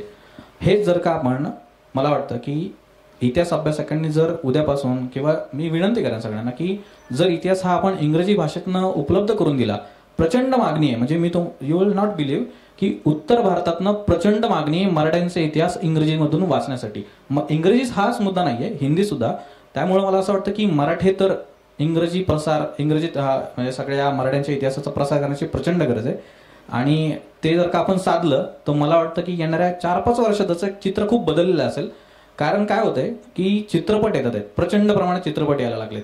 हिंदी चित्रपट आले की लोक उड्या मारतात आणि शोधतात की अरे बाजीराव त्यांच्यावर कुठलं पुस्तक आहे का, मग ते नसतं. मग ते मग आपल्याला कळतं की उदय कुलकर्णी सरांचं पुस्तक आहे, मग ते घेऊन वाचतात. पण मला असं वाटतं की जेव्हा त्यांना ऑप्शन्स मिळतील वेगवेगळ्या क्षेत्रात, म्हणजे वेगवेगळ्या विषयांवरचे, तेव्हा मला वाटतं की चित्र प्रचंड बदललेलं असेल. इंग्रजी माध्यमाचा मी तरी कायम पुरस्कार करेन. इनफॅक्ट मी आज स्टेजवरून हे सुद्धा सांगतो की मी जर का कधी काही लिखाणाचा प्रयत्न केला तर तो इंग्रजीतनं असेल. मला या ठिकाणी सगळ्या श्रोत्यांना नक्कीच सांगायला आवडेल की समकालीन पुरावे गोळा करणं, त्याच्यावर व्याख्यान देणं, त्यावर पुस्तकं लिहिणं, हे काम आपली सगळी मित्रमंडळी करतच आहेत आणि ती अत्यंत तरुण आहेत. 9 ते 6 नोकरी करून उरलेल्या वेळामध्ये शनिवार रविवार तन्मनधनाने या कार्यक्रमात आणि या यज्ञात ते आहुती देतच आहेत. पण एक श्रोते म्हणून आपली जबाबदारी बनते की जेव्हा लेखकांनी आपला घाम गाळून एवढी सुंदर पुस्तकं जर आपल्याला उपलब्ध करून दिली आहेत, तर आपणही ती पुस्तकं वाचावीत. आणि त्याशिवाय लेखकांना प्रोत्साहन मिळणार नाही. अशीच उत्तम दर्जेदार पुस्तकं आज आपल्या कार्यक्रमाच्या बाहेरच्या स्टॉलवरती उपलब्ध आहेत. तुम्ही नक्कीच ती वाचावीत अशी या ठिकाणी मी विनंती करेल. आणि पुढच्या प्रश्नाकडे वळूयात. त्याआधी अजून एक फक्त सांगतो की आता आरपी रोहित म्हणाला की सवयीने आला आरपी. रोहित म्हणाला की तो इंग्रजीत लिहिण्याचा प्रयत्न करेन किंवा इंग्रजीत लिहिण्याचा प्रयत्न व्हावा. मी तर म्हणेन जसं सरांची पुस्तकं इंग्लिशमधून मराठीत होतात, तशी मराठी लिहिलेली पुस्तकं इंग्लिशमध्ये करणं हा एक वेगळा भाग होऊ शकतो. याचा सुद्धा इथे विचार करण्यासारखा आहे. आपल्याकडे मराठीत अतिशय उत्तम पुस्तकं आहेत, इंग्लिशमध्ये ती करणं ओघवत्या भाषेत करणं हे एक टास्क आहे. त्यासाठी खूप मेहनत लागते, त्या ठिकाणी खूप ताकद लागते इंग्रजी भाषेत. ते साधन जर कोणाकडे असेल तर पुढे या, ते करायला काहीच हरकत नाही. म्हणजे मोठ्या मोठ्या थोड्या मोठ्यांची पुस्तकं ऑलरेडी मराठीत आहेत. मला रोहितला याच गोष्टीवरून विचारायचं आहे की अनुवाद, तू मध्यंतरी एका पुस्तकाचा अनुवाद केला आणि व्यक्तिचिकित्सा हा खूप नाजूक प्रश्न आहे आपल्याकडे, आणि तटस्थ इतिहासकारांनी व्यक्तिचिकित्सा करावी न करावी हा एक मुख्य प्रश्न आहे. आणि तुझाही अनुवाद करताना त्या अनुषंगाने काय अनुभव आहेत, तर तटस्थ इतिहासकारांची व्यक्तिचिकित्सा आणि तुझा अनुवादाचा अनुभव याबद्दल काय सांगशील? हो, म्हणजे 3 वर्षापूर्वी मी फॉरेन बायोग्राफीज ऑफ शिवाजी, जे सुरेंद्रनाथ सेनांचं पुस्तक आहे, त्याचा मी मराठी अनुवाद केला. झालं असं की ही सगळी समकालीन चरित्र आहेत बरं का, शिवाजी महाराजांविषयी लिहिलेली. अर्थात ती इंग्रजी सगळी, म्हणजे इंग्रजीमध्ये ते सगळं सेनांनी काम केलं आणि सेनांनी प्रत्येक ठिकाणी शिवाजी असं लिहिलं बरं का. आता व्यक्तिचिकित्सेकडे येतो की आज शिवाजी म्हणलेलं रुचणार नाहीये लोकांना, कारण तुम्ही छत्रपती शिवाजी महाराज असं लिहिलं नाहीत तर मग तुमच्यावर टीका होते किंवा मग आगपाकड होते. पण अनुवादातला एक नियम आहे की अनुवाद करत असताना तुम्ही आहे तसा अनुवाद करणं, ओळ टू ओळ, त्याच्यामध्ये काही बदल न करणं, हे त्याचा पहिला नियम आहे. मग माझ्यासारख्या अभ्यासकाला असं होतं की मी इतिहासाचा नियम मोडू की अनुवादाचा, मग याचा बॅलन्स कसा साधणार. तर व्यक्तिचिकित्सेबद्दल बोलताना थोडंसं असं आहे, मला कुरूंकरांचं एक वाक्य आठवत आहे. अगदी मला वाटतं 30-35 वर्षांपूर्वी कुरूंकरांनी एक लेख लिहिला होता व्यक्तिचिकित्सा. त्याचं एक छोटंसं उदाहरण देतो तुम्हाला. कुरूंकर म्हणतात, म्हणजे तेव्हा स्वातंत्र्याला 40 वर्ष पूर्ण झालीत, तेव्हा असं म्हणतात की आज व्यक्तिचिकित्सा करण्याची सोय राहिलेली नाहीये. तेव्हा म्हणतात कारण मी जर का संयम भाषेत काही लिहित असेल तर ठीक आहे, पण आज जर का मी लोकमान्य टिळकांवर टीका करू लागलो तर पुणेकर खवळणार, राजर्षी शाहू महाराजांवर टीका करू लागलो, चिकित्सा करू लागलो तो कोल्हापूरकर खवळणार, डॉक्टर बाबासाहेब आंबेडकरांवर चिकित्सा करू लागलो तर त्यांचे अनुयायी खवळणार. जोपर्यंत मी हे संयत भाषेत लिहितोय तोपर्यंत ठीक आहे, पण जर मी माझी भाषा बदलली तर मला जोडेही मिळू शकतात. हे कुरूंकर 30 वर्षापूर्वी लिहून गेलेत. मला वाटतं आजचा काळही त्याला अपवाद नाहीये. व्यक्तिचिकित्सा करणं हे अतिशय अवघडून बसलं आणि त्याच्यामध्येही अतिशय प्रांजळपणे सांगावंसं वाटतं की शिवाजी महाराज आणि संभाजी महाराजांवर तुम्हाला चिकित्सा करायची असेल तर ती सोय खरंच आज उरली आहे का? समाज आज त्याकडे कशा पद्धतीने बघतो? कारण एक इतिहास अभ्यासक म्हणून जेव्हा काही मांडायची वेळ येते ना, तेव्हा थोडंसं घाबरायला होतं की आपण जे वाक्य लिहिणार आहे त्याचं इंटरप्रिटेशन लोक समाज कसा करेल हे आज आपण सांगू शकत नाही, ते तुम्ही लिहिल्यानंतर होईल.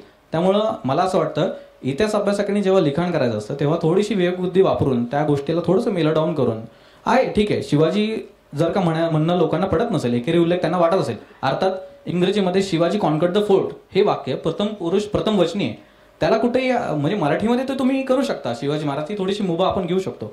पण ही गोष्ट खरी आहे की व्यक्तिचिकित्सा करायला आजचा काळ, आजचा समाज 2024 साल आणि इथून पुढचा येणारा काळ किती अवघड होणार आहे हे मला थोडंसं त्याबद्दल म्हणजे समाजाकडेच आहे ते सगळा तो बॉल समाजाकडे की त्यांनी कसा तो झेलायचा आहे.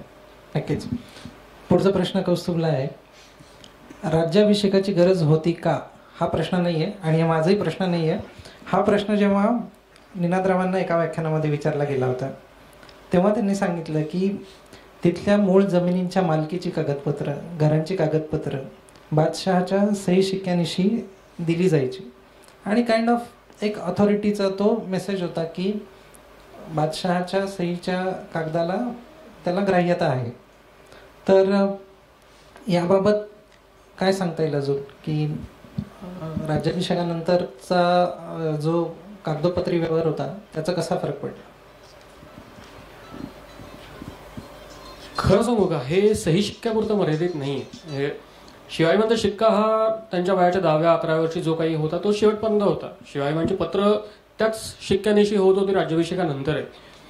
त्यांचा सही हा काही प्रकार हा आत्ताचा नाहीये, पूर्वीपासून आहे. पण अर्थात ती सही म्हणजे काय, तुमचं स्वदस्तूर असतं, हस्ताक्षर असतं. हे शिवाजीबाईंनी केलं असेल नसेल आपल्याला सांगता येते कारण ते अजून निश्चित झालेलं नाहीये. मुद्दा हा आहे की तुमच्या लोकांच्या मनात स्वराज्य ही संकल्पना किती रुजली. जे मगाशी मी पत्राचा उल्लेख केला, सिंधुदुर्गाचं जे पत्र आहे त्याच्यात ते 2 जण मामा भाचे आहेत, दादंभट आणि जानंभट अभ्यंकर म्हणून.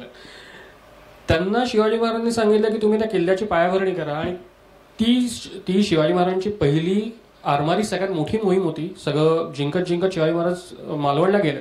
मालवणच्या किनाऱ्यावरती त्यांनी ते बेट बघितलं, कुर्ट बेट जे होतं, आणि मला इथे किल्ला वसवायचा, तो गावचा जो उपाध्याय आहे त्याला घेऊन या आणि किल्ला तुम्ही त्याची पूजा आता जे काही आहे ते करायला लागा. ते दोघं मामा भाचे यायला काही तयार नव्हते. तर शिवाजींनी एकदा बोलवलं नाही आले, दोनदा बोलवलं नाही आले. तिसऱ्यांदा सांगितलं, त्यांच्या माणसांना सांगितलं की आता घरी जा, नसतील येत तर त्यांना उचलून आणा माझ्यासमोर. त्यांना तसं बांधून, हातपाय बांधून उचलून आणले समोर. महाराजांनी विचारलं की बाबा तुमचा नेमका इश्यू काय, प्रॉब्लेम काय, की तुम्ही, मी इतकं तुम्हाला सांगतो, तुम्ही याला तयार का नाही. त्यांचं त्याच्यावरचं जे उत्तर आहे की महाराज आमचं तुमच्याशी वाकडं नाही, उलट इथे स्वराज्य आलं तर आम्हाला आनंदच आहे, पण अजूनही आमचा जो हा भाग आहे मालवण किंवा कुडाळ किंवा सावंतवाडीच्या वरचा भाग, म्हणजे सावंतवाडी हे सावंतांचं वेगळं संस्थान होतं, पण हा भाग अजूनही बॉर्डरवरती, या सीमेवरती आहे.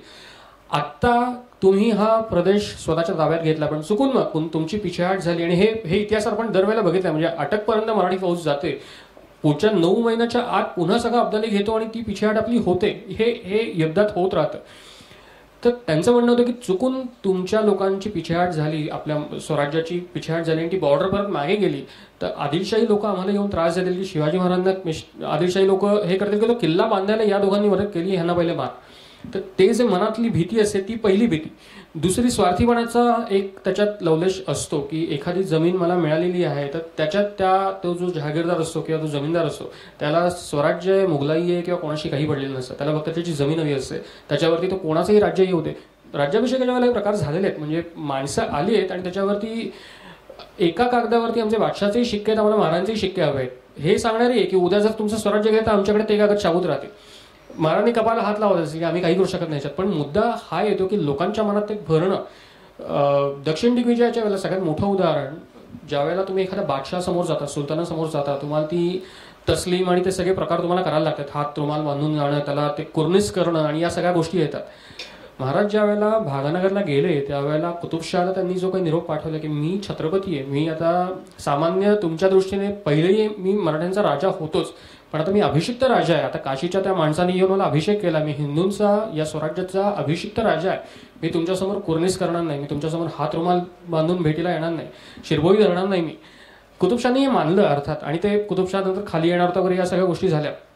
मुद्दा हा येतो की तुम्ही ज्या वेळेला तुमचं राज्य रिप्रेझेंट करता त्यावेळेला तुमच्या लोकांच्या मनात ती गोष्ट बिंबवणं गरजेचं असतं की हे आपलं राज्य आहे, तुमचे जे काही ऑफिशियल निर्णय असेल ते तुमचा राजा घेईल, बाकीचे बादशाह कोणी घेणार नाही. सो राज्याभिषेकाच्या नंतर हे लोकांच्या मनावर ठसवणं, मग त्यात नवीन चलन आलं, राज्य व्यवहार कोश जो काही होता, फारसीचं संस्कृतीकरण करणं, या सगळ्या गोष्टींना त्याच्यात अंतर्भूत होत होत्या. तो एक फक्त सही शिक्क्याचा प्रश्न नाहीये दिसते. याच्यात उत्तरकालीन आहे, चिटणीस बकरी मधला तो संदर्भ आहे याच्यात राज्याभिषेकाचा. मी मुद्दाम ते 2 वाक्य सांगतो, म्हणजे लोकांची बघण्याची त्यावेळेची वृत्ती काय होती आणि त्यावर चिटणीसाचं उत्तर काय होतं. तर मी परत सांगतो, चिटणीस बकरे उत्तरकालीन आहे, पण ते चिटणीस आणि महाराजांमधला तो संवाद आहे की कसे करू म्हणता, म्हणजे राज्याभिषेकाबाबत बोलणं चाललंय, कसे करू म्हणता. तर त्यांनी सांगितलं महाराज या नावास छत्रसिंहासन पाहिजे. तुम्हाला जर छत्रसिंहासन मिळालं तर जसं सभेच्या मध्ये शिशुपालाचा वध झाला आणि सगळे गप्प झाले, तसं तुम्हाला जर छत्रसिंहासन मिळालं तर तुमच्यावर आज हे उलट प्रश्न होतात ते सगळे थांबतील. अभिषिक्त राजाला कोणी उलटून विचारत नाही, म्हणून तुम्ही तो करून घ्या. म्हणजे त्यावेळेच्या समाजाची मनोधारणा काय होती हे त्या 2 वाक्यातनं आपल्याला समजतं, म्हणून तो राज्याभिषेक फार महत्वाचा होता. रोहित, निनादराव जेव्हा व्याख्यान द्यायचे तेव्हा जागतिक इतिहासाचे अनेक संदर्भ आपल्याला ऐकायला मिळतात आणि त्यांचे एक समांतर अभ्यास या इतिहासकारांकडून केला जातो. तर जागतिक इतिहासाचे संदर्भ देताना किंवा त्या अनुषंगाने समांतर अभ्यास करताना इतिहासकारांनी काय काळजी घ्यायला हवी? म्हणजे मराठा इतिहासाचा अभ्यास करत असताना जागतिक इतिहास कसा पूरक ठरेल असं अभ्यास करणं. बघा की कॅप्टन, थोडक्यात आता नेपोलियन आणि इतर राजांचं जेवढं उदात्तीकरण होतं तेवढं आपल्याकडनं नाही होत कदाचित आपल्या राजांचं. पण स्वतः शिवाजी महाराज जागतिक झाले ते ना, त्याचे एक उदाहरण सांगतो तुम्हाला की शिवाजी महाराज स्वतः जागतिक झाल्याची, म्हणजे त्यांना, मी तुम्हाला एक गोष्ट सांगतो की सुरतेची लूट झाली ना दुसरी, तेव्हा शिवाजी महाराजांची बातमी ही लंडनमध्ये छापून आली होती, त्यामुळे ही एक महत्त्वाची गोष्ट आहे. दुसरं असं की इतिहास अभ्यासाकडे जागतिक इतिहासाचा अभ्यास करणं किती पूरक ठरेल, तर एक छोटासा त्याच्याला एक पार्श्वभूमी सांगतो की कॅप्टन मॅकफर्सन होता माधवरावच्या काळात. ह्या कॅप्टन मॅकफर्सने एक रिपोर्ट पाठवलाय UK-मध्ये, म्हणजे ब्रिटनमध्ये. त्यात असं लिहिलंय की पूर्वेकडील राज्यांमध्ये मराठ्यांनी इतक्या बलशाली राष्ट्र कुठलंही नाहीये. म्हणजे ही दखल मराठ्यांच्या साम्राज्याची दखल ही जागतिक पातळीवर त्यावेळी घेतली गेली होती. पण अर्थातच वेगवेगळी उदाहरणं आहेत आपल्याकडे. म्हणजे जसं तुम्ही म्हणालात की आज नेपोलियनवर प्रचंड प्रमाणात पुस्तकं आहेत, म्हणजे विविध अंगांवरती नेपोलियनवरती चिकित्सा, वेगवेगळी पुस्तकं, हजारोंनी लाखोंनी पुस्तकं आज उपलब्ध आहेत नेपोलियनवर. होतं असं की आपण जेव्हा युद्धतंत्र हा एक विषय पकडू, आपण युद्धतंत्राचा जर का भाग बघितला तर मराठ्यांची युद्धतंत्रावर आज कुणी काम केले, किती काम केले, पण हा जर का उद्या जर का कुणी काम करायला घेतलं तर त्याला जागतिक पातळीवर जी युद्ध लढली गेली. मी एक छोटंसं उदाहरण देतो की 6व्या शतकात संजू नावाचा एक माणूस होऊन गेला आणि त्याने युद्ध कसं जिंकावं आणि त्यामध्ये काय काय काळजी घ्यावी अशी सूत्र दिलेली आहेत. माझं असं ठाम मत आहे की अशी ही सूत्र, यातली बरीचशी सूत्र मराठ्यांच्या काळात, अगदी शिवाजी महाराजांच्या काळात देखील ती पाळली गेलेली आहेत. तर जर का आपण उद्या जर का लिहायची वेळ आली की बाबा मराठ्यांचं युद्धतंत्र कसं होतं, तर आपल्याला संजू बघावा लागतो. म्हणजे काय आलं की आपण कंपॅरिझन करू शकतो. अर्थात ही कंपॅरिझन आज जर का तुम्ही शिवाजी महाराजांचे कंपॅरिझन दुसऱ्यासोबत करता का, असं थोडंसं होऊ शकतं ते, पण जर का व्यवस्थित आपण त्याची बांधणी केली तर मला वाटतं की एकमेकांना पूरक आहेत या गोष्टी. की मराठ्यांचा इतिहास हा राजकीय पातळीवर कसा होता, सांस्कृतिक पातळीवर कसा, तर त्यासाठी तुम्हाला वेगवेगळे जगाचे दाखले घ्यावे लागतात. की ऑटोमन राज्यातलं एम्पायर कसं होतं, त्याची सुबत्ता कशी होती, हे जर का बघताना आपण मराठ्यांचं साम्राज्य कसं होतं ही तुलना आपण करायला जेव्हा जातो, किंवा आपण शिवाजी महाराजांचा इतिहास अभ्यास करत असताना आपल्याला इस्लामचा अभ्यास करण्याची तितकी गरज भासू शकते. की कारण शिवाजी महाराज व्यतिरिक्त जो बाकीचा मुलूक होता किंवा ज्यांचं राज्य होतं त्यांची मनोधारणा कशी होती, त्यांचे कसे सूत्र ते बांधत होते इथे, हे बघत असताना मला वाटतं की या सगळ्या सांगड घालता घालता ते पूरकच ठरेल. सर, त्यांनी ऑटोमन साम्राज्य म्हटलं म्हणून माझी आवड एकदम बाहेर आली. ओव्हरऑल जागतिक इतिहासाचा अभ्यास करणं किती गरजेचं आहे याचं उत्तर मी पटकन देतो. म्हणजे मराठ्यांचा इतिहास असं नाही याचं. 29 मे 1453 ऑटोमन राज्य आणि बायझंटाईन जे आहेत, बायझंटाईन, त्यांचं युद्ध अनेक वर्ष चालू होतं. 29 मे 1453 कॉन्स्टँटिनोपल पडलं, ऑटोमन साम्राज्याने जिंकलं. त्याच्या आधी 1500 वर्ष बायझंटाईन साम्राज्य होतं.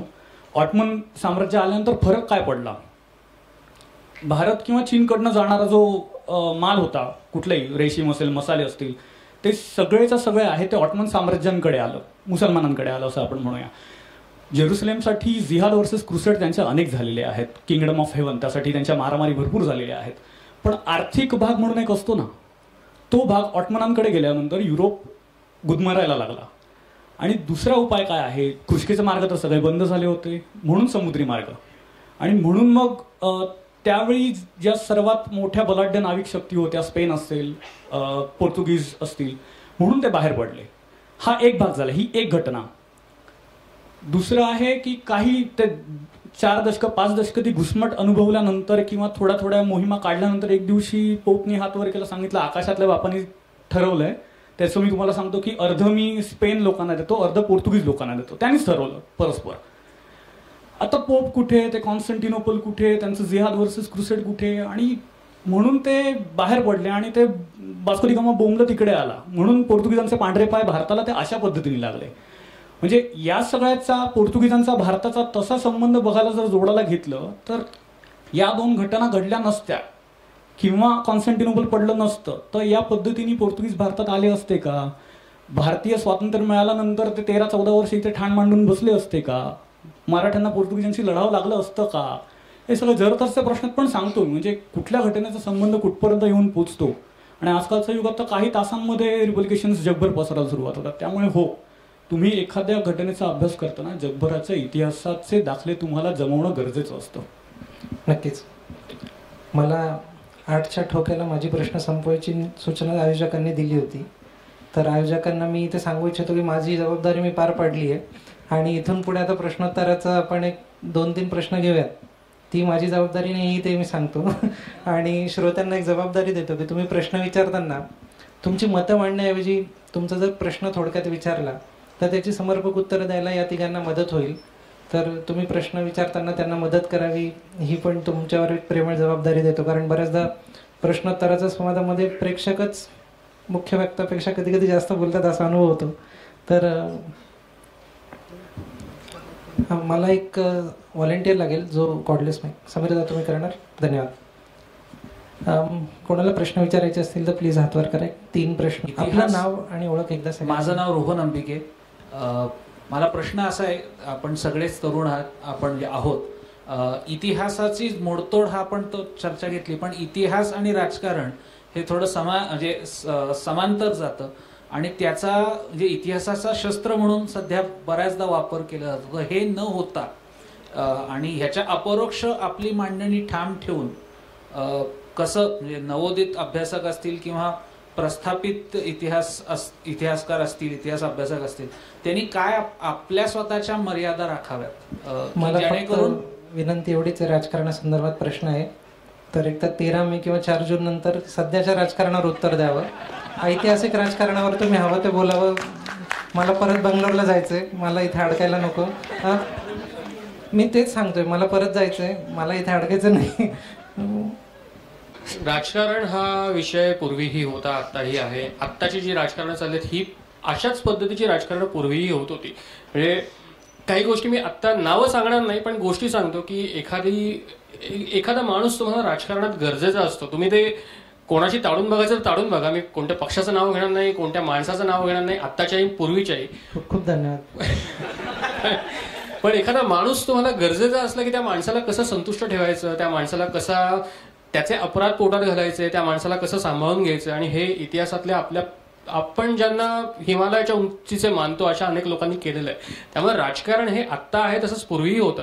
हिडीस रूप आत्ताचं आहे ते खूप वेगळं, हे पूर्वीचं खूप वेगळं होतं. अर्थात हे हिडीस रूप मी आत्ताच्या दृष्टीने म्हणतो. आपल्याला अजूनही जसं गळखरे म्हणायचं की तुम्हाला पेशवाई आणि शिवकाळात तुम्हाला फरक प्रत्यक्ष करता येत नाही, कारण पेशवाई हा तुम्हाला त्याच्यावरती कागदपत्र खूप आहेत. शिवशाही मी तुम्हाला दुरून डोंगर साजरे म्हणतात तसं मोजून शिवाजी महाराजांची जी काही 80 पत्र मूळ आणि त्याच्या व्यतिरिक्तची 200 पत्र आहेत ती मिळाली. त्याच्या पलीकडे तुम्हाला शिवाजी महाराजांचा इतिहास प्रत्यक्ष पत्रातून सांगता येत नाही. त्यामुळे राजकारण आणि हे याची सांगड आत्ताची आणि पूर्वीची थेट जरी घालता येत नसली तरी जी काही पत्र आहेत ना त्याच्यावरनं कळतं की बाबा हे जवळपास ते माणसं फोडाफोडी, माणसांना आपल्याकडे घेणं, पैसा बेसिकली कसा मोबिलाइज केला जातो, या गोष्टी त्यावेळेला गाव पातळीवर, तालुका पातळीवर, सुभा पातळीवर प्रत्येक होत होत्या. पण ओव्हरऑल जे काही आपण राजकारण म्हणतो त्याचे जे बेसिक नियम असतात ना, किंवा नियम नाही म्हणणार मी त्याला, पण ज्या बेसिक गोष्टी असतात की ज्या गरजेच्या असतात सत्तेकरता, त्या पूर्वीही होत होत्या. अर्थात मी रावसाहेब म्हणजे रोहित पवार आहे म्हणून इतिहासावर बोलू शकतो मी. असं आहे, बोला बोला, तुम्हाला कोण थांबवणार? त्याचं असं आहे उत्तर की आज राजकारण आणि इतिहास हा इतका क्लोजली कपल्ड झालाय, त्याला बरीच मोठी पार्श्वभूमी आहे. आणि तो का झाला याचं उत्तर मी तिसऱ्या प्रश्नात दिलं होतं की व्यक्ती चिकित्सा. झालं असं की जी महापुरुष आहेत आपल्या, म्हणजे जे महापुरुष आहेत जे होऊन गेलेत, त्याची मी नावं घेतली सगळ्यांची, या प्रत्येकाला प्रत्येक समाजातल्या घटकांनी आपापल्या जातीत वाटून घेतलंय. हा पहिला भाग. आणि त्याच्यामुळेच राजकारणाला सोपं झालंय की जर का तुम्ही या कोणाशी निगडीत जर का तुम्ही भावनिक साथ घातलीत कुठल्या राजकारणात कुठल्याही लोकांनी, तर ती लोक तुम्हाला अटॅच होतात आणि मग त्याचं रूपांतर मतांमध्ये होतं. त्याच्यामुळं तुम्ही बघितलं की गेल्या 8-10 वर्षांमध्ये जे काही इतिहासासंबंधी जे वाद होते ते मुद्दामून असे पेरले जातात. आणि हे सोपं आहे करणं, अतिशय सोपं आहे. याला करायला काय हवं हे थोडक्यात सांगतो की जसं मी म्हणालो की प्रत्येक गोष्टीला संदर्भ घेतला आहे. मी मान्य करतो की प्रत्येक जातीच्या पुरुषाला त्याच्या म्हणजे जो महापुरुष होऊन गेला त्याच्याबद्दल अभिमान वाटणं हे साहजिक आहे. ती मानवी भावना आहे. बघा कसं आहे, इतिहास हा काय H2O म्हणजे पाणी असं नाही सांगता येत. तो व्यक्तीच्या मनाशी जोडलेला असतो. त्याच्यामुळं ही गोष्ट किती क्लोजली कपल्ड राजकारण्यांनी केली असली तरी आपण एक चांगले सुजाण नागरिक म्हणून ती ओळख थोडीशी दूर सारून आपल्याला काय वाटतं आणि आपली काय मत आहेत ही आपल्यापर्यंत ठेवणं हे आपल्या हातात आहे. नक्कीच. प्रसाद जोशी यांचा प्रश्न असा आहे की घरादारावर तुळशीपत्र ठेवून माधुकरी मागून फुल टाईम इतिहासकारांची परंपरा लाभलेली आपण महाराष्ट्रातील लोक, पण त्यानंतर धंदा नोकरी सांभाळून इतिहास संशोधक अभ्यासक निर्माण झाले आणि त्यात काही चुकीचं नाही. पण आता काळ बदलला आहे. ह्याला वलय आलं म्हणावं तर आपलं सरकार आलं, हा भाग अवॉइड करू शकता तुम्ही. तर मग आपण त्याकडे कसं वळणार किंवा वळावं का? बघा, अवघड प्रश्न आला तर रोहित पवारांना माहिती आहे माईक कुठे द्यायचं म्हणून. नावातच जादू आहे. राजकारणाचं तसे प्रश्न एकदा रिपीट करताय. घरादारावर तुमच्यासारखी लोक, थोडक्यात तुम्ही अजून तुळशीपत्र ठेवलेलं नाहीये पण दिवसभर नोकरी धंदा सांभाळून तुम्ही जे काय काम करतात आणि त्या कामाला हळूहळू वलय प्राप्त होणं गरजेचं आहे, तर याकडे तुम्ही कसं बघतात? ह्याचं उत्तर ऑलरेडी दिलेलं आहे मागच्या सगळ्याच्यात की नवनवीन जे काही तुम्हाला चॅनेल्स आता उपलब्ध आहेत, म्हणजे पुस्तक लिहिणं हा एक it is a traditional way of expressing what ever you have.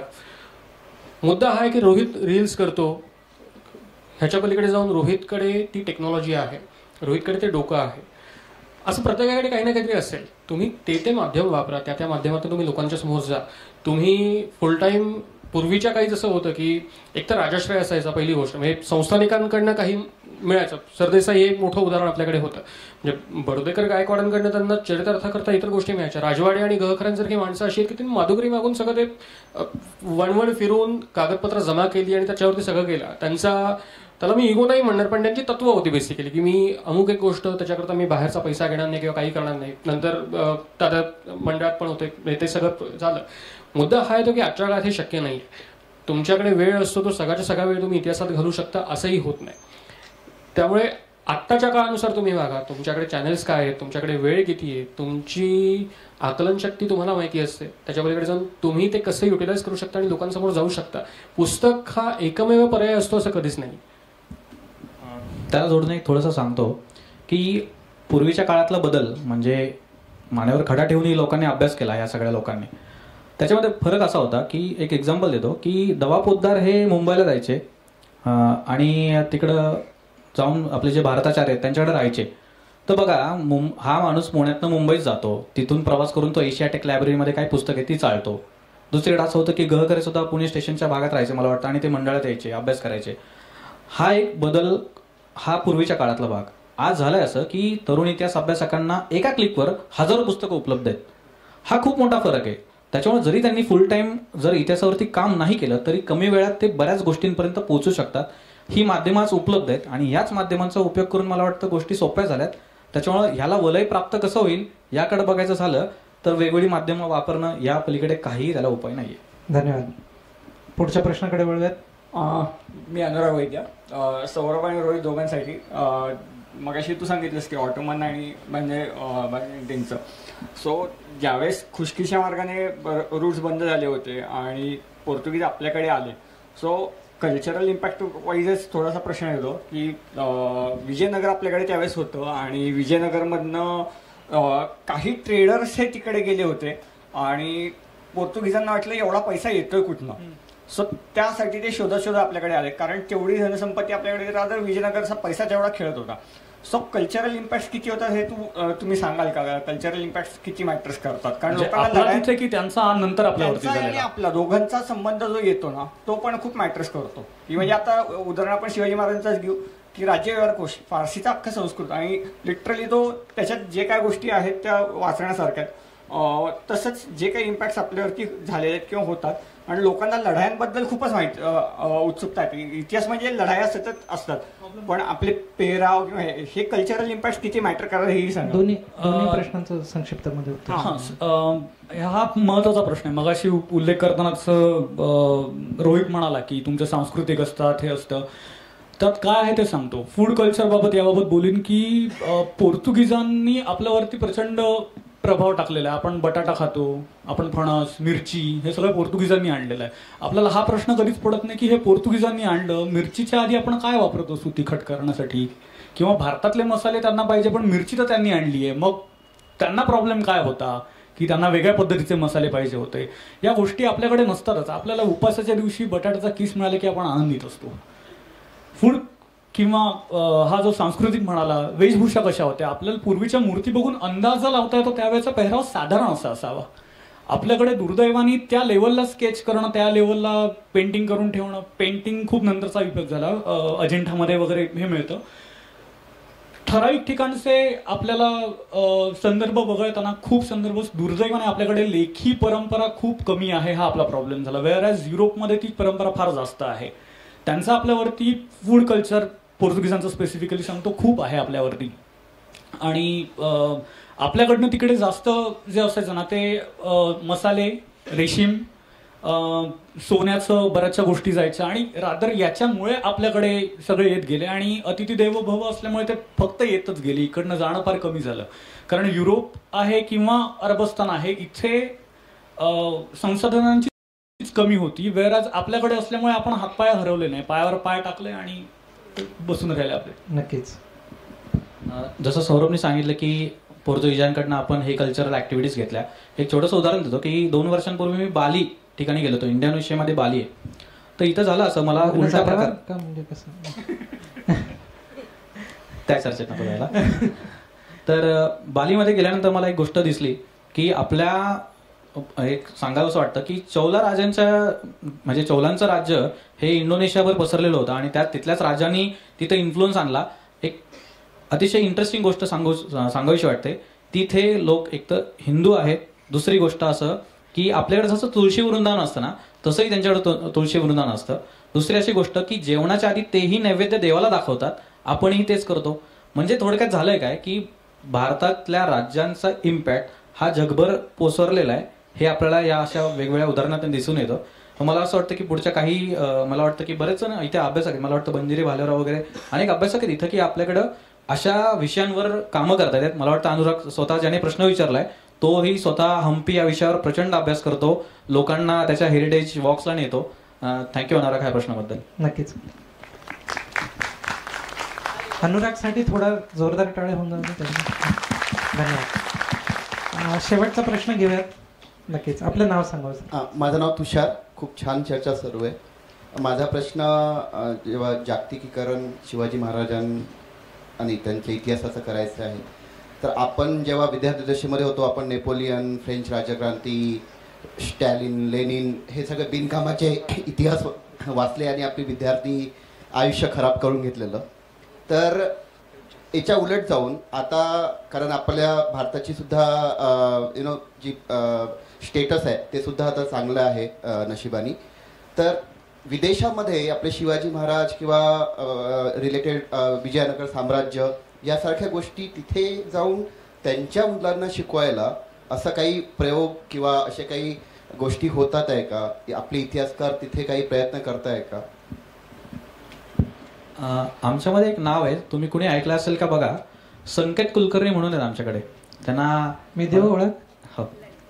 फेसबुकवर अंगठी ठेवलेले फोटो जे पाहतात ना तुम्ही, समकालीन पुरावे आणि ब्रिटिश लायब्ररीमधून जे फोटो जिंको आणि तत्सम गोष्टी आपल्याला सहज उपलब्ध करून देतात. तर या म्हणजे या तिघांव्यतिरिक्त अध्यक्ष बसलेले आमच्या इतिहासाच्या पाऊलखुणाचे अध्यक्ष आहेत ते, लंडन इथे असतात ते. ब्रिटिश लायब्ररीमध्ये मराठ्यांच्या इतिहासाची निगडीत जी कागदपत्र आहेत ती प्रकाशात आणण्याचं ते काम करत आहेत. मला वाटतं हा एक खूप मोठा भाग आहे. मला वाटतं आज अक्षय जोग आहेत जे ज्यांना शिष्यवृत्ती मिळाली आणि तेही मला वाटतं सावरकरांवर अभ्यास करण्यासाठी ब्रिटिश लायब्ररी इथे गेले होते. तर मला वाटतं की हा एक खूप मोठा धागा आहे की मराठ्यांच्या इतिहासाशी निगडीत अशी काही कागदपत्र बाहेर आहेत का, किंवा मराठ्यांचा इतिहास जागर जो आहे तो भारताबाहेर कसा करता येईल यासाठी अशी लोक काम करता येतात. मला वाटतं या लोकांना प्रोत्साहन देऊन त्या प्लॅटफॉर्मवर नेलं. मला वाटतं प्रत्येक देशामध्ये त्या म्हणजे ठिकाणचं सांस्कृतिक मंडळ असतं. अशा सांस्कृतिक मंडळांना मला वाटतं सौरभ आणि कौस्तुभ या दोघांनी व्याख्यानं दिलेली आहेत. मला वाटतं की जागतिक पातळीवर इतिहास नेण्यासाठी जो प्रश्न आहे तुमचा त्याला एक सिंपल उत्तर आहे, हे इंग्रजीमधून लिखाण करणे आणि ब्लॉग असेल, तुमचं पुस्तक असेल, या रूपात लिखाण करून ते लोकांसमोर आणलं तर मला वाटतं ह्या प्रश्नाचं उत्तर मिळून जाईल त्यातनं. सुंदर. मित्रांनो, ज्या वयामध्ये सध्या आम्ही सगळेजण आहोत आणि विशेष करून ही तिघ जण आहेत, संकेत आहेत, कॉन्स्टंटिनोपल पासून ते मराठ्यांचा इतिहास, ते पेशव्यांचा इतिहास, ते पोर्तुगीजांचा पडलेला प्रभाव, या सगळ्या गोष्टी मंचावर मुखोद्गत पद्धतीनं सांगायला 1-2 वर्षाची नाही, यांची कैक वर्षांची मेहनत आहे. आपल्या तुमच्यासारखाच सकाळी 9 ते संध्याकाळी 6चा जॉब करून विकेंड्सला घरच्यांसोबत बाहेर फिरण्याऐवजी तन मन धनाने इतिहासाची साधना, इतिहासाच्या पाऊलखुणा जे करत आहे त्यासाठी एकदा त्यांच्यासाठी जोरदार टाळ्या होऊन जाऊ दे. खूप खूप धन्यवाद कौस्तुभ, सौरभ आणि रोहित, मला ही संधी दिली. एक महत्त्वाची सूचना, संपूर्ण देशात इंग्रजांच्या विरोधात 1857च्या स्वातंत्र्य समराचे नेतृत्व करणाऱ्या नानासाहेब पेशवे यांचा जन्म 1824 साली झाला होता. त्यांच्या 200व्या जयंती वर्षानिमित्त श्री मोहन शेटे लिखित पुस्तकाचे प्रकाशन आणि राष्ट्रीय नेते विनयजी सहस्त्रबुद्धे यांचं व्याख्यान आयोजित केलेलं आहे. उद्या रविवार दिनांक 12 मे संध्याकाळी 6 वाजेस फर्ग्युसन कॉलेजमधील फिरोदिया सभागृहात. मी परत एकदा सांगतो, रविवार दिनांक 12 मे संध्याकाळी 6 वाजेस फर्ग्युसन कॉलेजमधील फिरोदिया सभागृहात हा कार्यक्रम होणार आहे. तर इच्छुकांनी जरूर तिथे उपस्थिती नोंदवावी. आणि आजच्या कार्यक्रमात अत्यंत दिलखुलास उत्तरं दिलीत, सहन केलं, 1-1.5 तास, त्याबद्दल तुमचं सगळ्यांचे आभार. आभार प्रदर्शनासाठी समीर दादा आले तिकडे. अच्छा, आभार प्रदर्शनापूर्वी डॉक्टर सागर पाध्ये तिन्ही संस्थांतर्फे एक सादरीकरण करणार आहेत. आपण सगळ्यांनी शांतपणे आणि प्रश्नोत्तराद्वारे पण खूप मदत केली, त्यामुळे आपल्या सगळ्यांचेही आभार. धन्यवाद. श्री आदिशक्ति तुलजा भवानी. ब्रह्म के आनन ते निकसे अत्यंत पुनित तिहुपुर मानी. राम जुदिठिर केबल ने बलिमी किहूँ व्यास के संग सुहानी. भूषण यो कवि के कलि राजन राजन के गुण गायन सानी. पुण्य चरित शिव सर्जे परहाई पवित्र भई बर बानी. साक्षात ब्रह्मदेवाच्या मुखातून प्रकट झालेली ही वाणी. याच वाणीद्वारे वाल्मिकींनी आणि व्यासांनी श्रीरामाच्या आणि युधिष्ठिराच्या चरित्राचे वर्णन केले. खरं तर कलियुगातल्या राजांचे वर्णन करता करता ही वाणी मलिन होत होती. मात्र शिवाजी राजाच्या चरित्रात न्हावून निघाल्यामुळे ही वाणी पुनश्च पवित्र होत आहे. इतका विनम्र भक्तिभाव आणि हे असं अजोड काव्य रचणारा कविराज म्हणजे कविराज भूषण. क्षत्रिय कुलावतंस छत्रपती शिवाजी महाराज. महाराजांचं चरित्र असं उदात्त, असं उत्तुंग की साक्षात तत्कालीन पाश्चात्यांनी सुद्धा महाराजांची तुलना जुलियस सीझरशी केली, अलेक्झांडर द ग्रेटशी केली. इराणच्या बादशहाला सुद्धा महाराजांच्या वाढत्या सामर्थ्याचं कौतुक वाटत होतं. आणि मग महाराजांचं हे चरित्र ऐकण्यासाठी, महाराजांना भेटण्यासाठी देशोदेशीचे गुणीजन शिवाजी महाराजांच्या दरबारात येऊ लागले.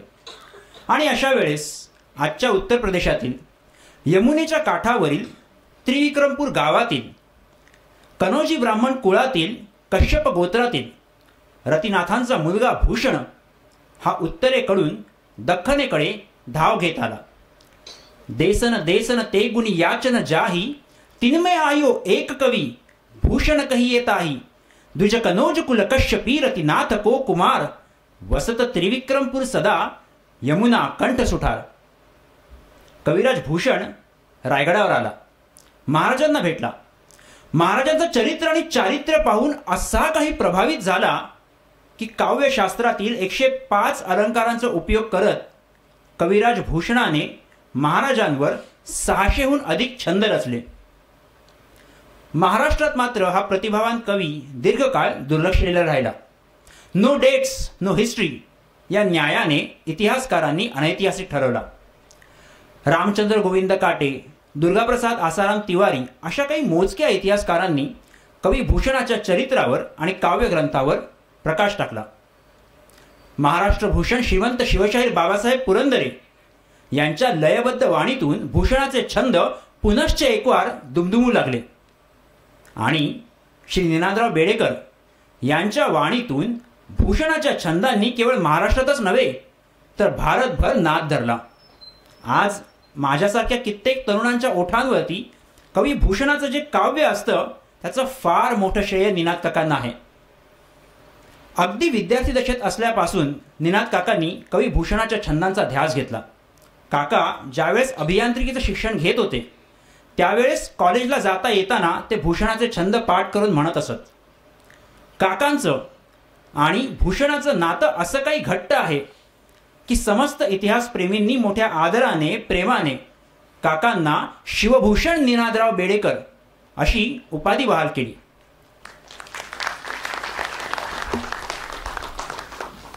हा भूषण महाराजांचं वर्णन करताना, महाराजांची स्तुती करताना, महाराजांच्या चरित्राशी इतर राजांची तुलना करताना कशा उपमा वापरतो बघा. हा भूषण असं म्हणतो की कछवाहा कुळातले रजपूत म्हणजे कमळाच्या फुलासारखे, चितोळचे राणे म्हणजे केतकीच्या फुलासारखे, हे बुंदेले म्हणजे बकुळीच्या फुलासारखे, बडगुजर म्हणजे मुचकुंदाच्या फुलासारखे, ही सारी राजघराणी म्हणजे फुलांचे ताटवे, आणि औरंगजेब म्हणजे भुंगा. आता तो भुंगा कसा या फुलावरून त्या फुलावर जाऊन मध गोळा करतो तसा हा औरंगजेब प्रत्येक राजघराण्याला नमवून त्यांच्याकडून कर गोळा करतो. पण भुंग्याला चंपक पुष्पावर काही बसता येत नाही. चंपक पुष्प म्हणजे चाफ्याचं फूल. तर या भुंग्याला चाफ्याच्या फुलावर काही बसता येत नाही, कारण तिथून त्याला मध मिळत नाही. शिवाजी राजाची कीर्ती या अशा चंपक पुष्पासारखी आहे. औरंगजेबाने बाकीच्यांना नमवलं तरी त्याला शिवाजी महाराजांना काही नमवता आलं नाही. तो असं म्हणतो, कुरम कमल ध्वज है कुरम कमल कदंब फूल कम ध्वज है कदंब फूल गौर है गुलाब राना केतकी बिराज है पांडरी पवार सोहत है चंदावत बकुल बुंदेला अरुहाड़ा हंसराज है भूषण भनत मुच कुंद बड़ गुजर है बघेले बसंत सब कुसुम समाज है सब ही को रस लेके बैठी न सकत आए अली अव रंग जेब चंपा शिवराज है अली अव रंग जेब चंपा शिवराज है. भूषणाच्या छंदाचं किंवा त्याच्या काव्याचं आणखी एक खास वैशिष्ट्य म्हणजे लाटानुप्रास अलंकार. हा लाटानुप्रास अलंकार माझा आणि आपल्यातल्या अनेकांचा आवडता असेल. 1671 साली मराठ्यांच्या फौजांचं आणि मोगलांचं साल्हेरी जे युद्ध झालं त्यात मराठ्यांना मोकळ्या मैदानावर लढून फार मोठा विजय मिळाला. आणि या लढाईचं वर्णन करताना कवी भूषणाने लाटानुप्रास अलंकाराचा उपयोग केलेला आहे. जानेवारी 1671 बहादूर खान आणि दिलेर खान या दोघांनीही मिर्झा राजा जयसिंगापेक्षा अधिक बळजोर मोहीम स्वराज्याच्या विरुद्ध आखली. दिलेर खानाने साल्हेरीला वेढा घातला आणि तो महाराष्ट्राकडे निघाला. इथून महाराजांनी पत्राद्वारे प्रतापरावांना आज्ञा केली, आपण सिताफीने वरघाटे जाणे, खानावर छापा मारून खान मारून चालविणे, येथून कोकणातून मोरोपंत पेशवेही येतील, ऐसे दुतर्फा जाऊन खानास मारून गर्दीच मिळविणे. मोरोपंत पेशवे आणि प्रतापराव गुजर दोघेही मोगलांच्या सैन्यावर तुटून पडले. मराठ्यांच्या सैन्याने मोगलांच्या विरुद्ध क्रुद्ध होऊन युद्ध केलं आणि जेव्हा त्यांनी क्रुद्ध होऊन युद्ध केलं त्यावेळेस सर्वत्र धुरळा उडला, मोठा कर्दम झाला, शीर तुटलेली धड इतस्ततः विखुरली. आणि या पराभवाच्या बातम्या जेव्हा औरंगजेबास समजल्या तेव्हा औरंगजेबाचा रंग उडाला आणि औरंगजेबही हतबल झाला, गतबल झाला. हा छंद असा आहे, गतबल खान दलेल हुआ खान बहादूर मुद्ध शिवसर जासल हेर डिव क्रुद्ध धरिके युद्ध क्रुद्ध धरिके युद्ध दरी अरी अद्ध दरी करी मुंड डकर तडुंड डगबरी खेदित दरवर छेदित दिय करी मेद दरिदर जंग जतिसुनी रंग गरी अव रंग गतबल.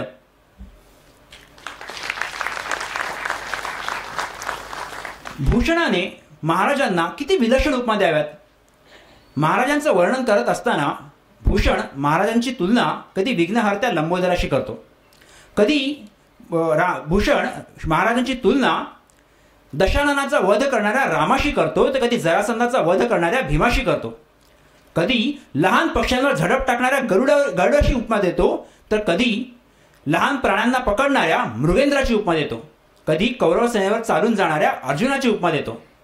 कवी भूषण असं म्हणतो, सक्र सैल पर अर्कतम फैल पर बिघन की रैल पर लंबोदर देखिए रामदस कंदकर भीम जरा संद पर भूषण जो सिंधु पर कुंभज विसेखिए हर जो अनंग पर गरुड़ जो भुजंग पर कौरव के अंग पर पारद जो पेकिए बाज जो विहंग पर सिंह जो मतंग पर म्लेंछ चतु रंग पर शिवराज देखिए शिवराज देखिए.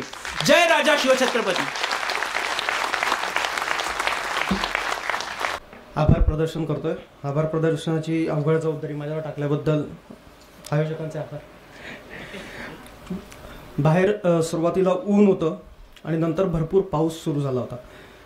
हा सगळा लपाछपीचा खेळ सुरू असतानाही आजच्या कार्यक्रमाला आपण सर्व श्रोतेवर्ग एवढ्या मोठ्या संख्येने आलात त्याबद्दल आपले सर्वांचे मनापासून आभार.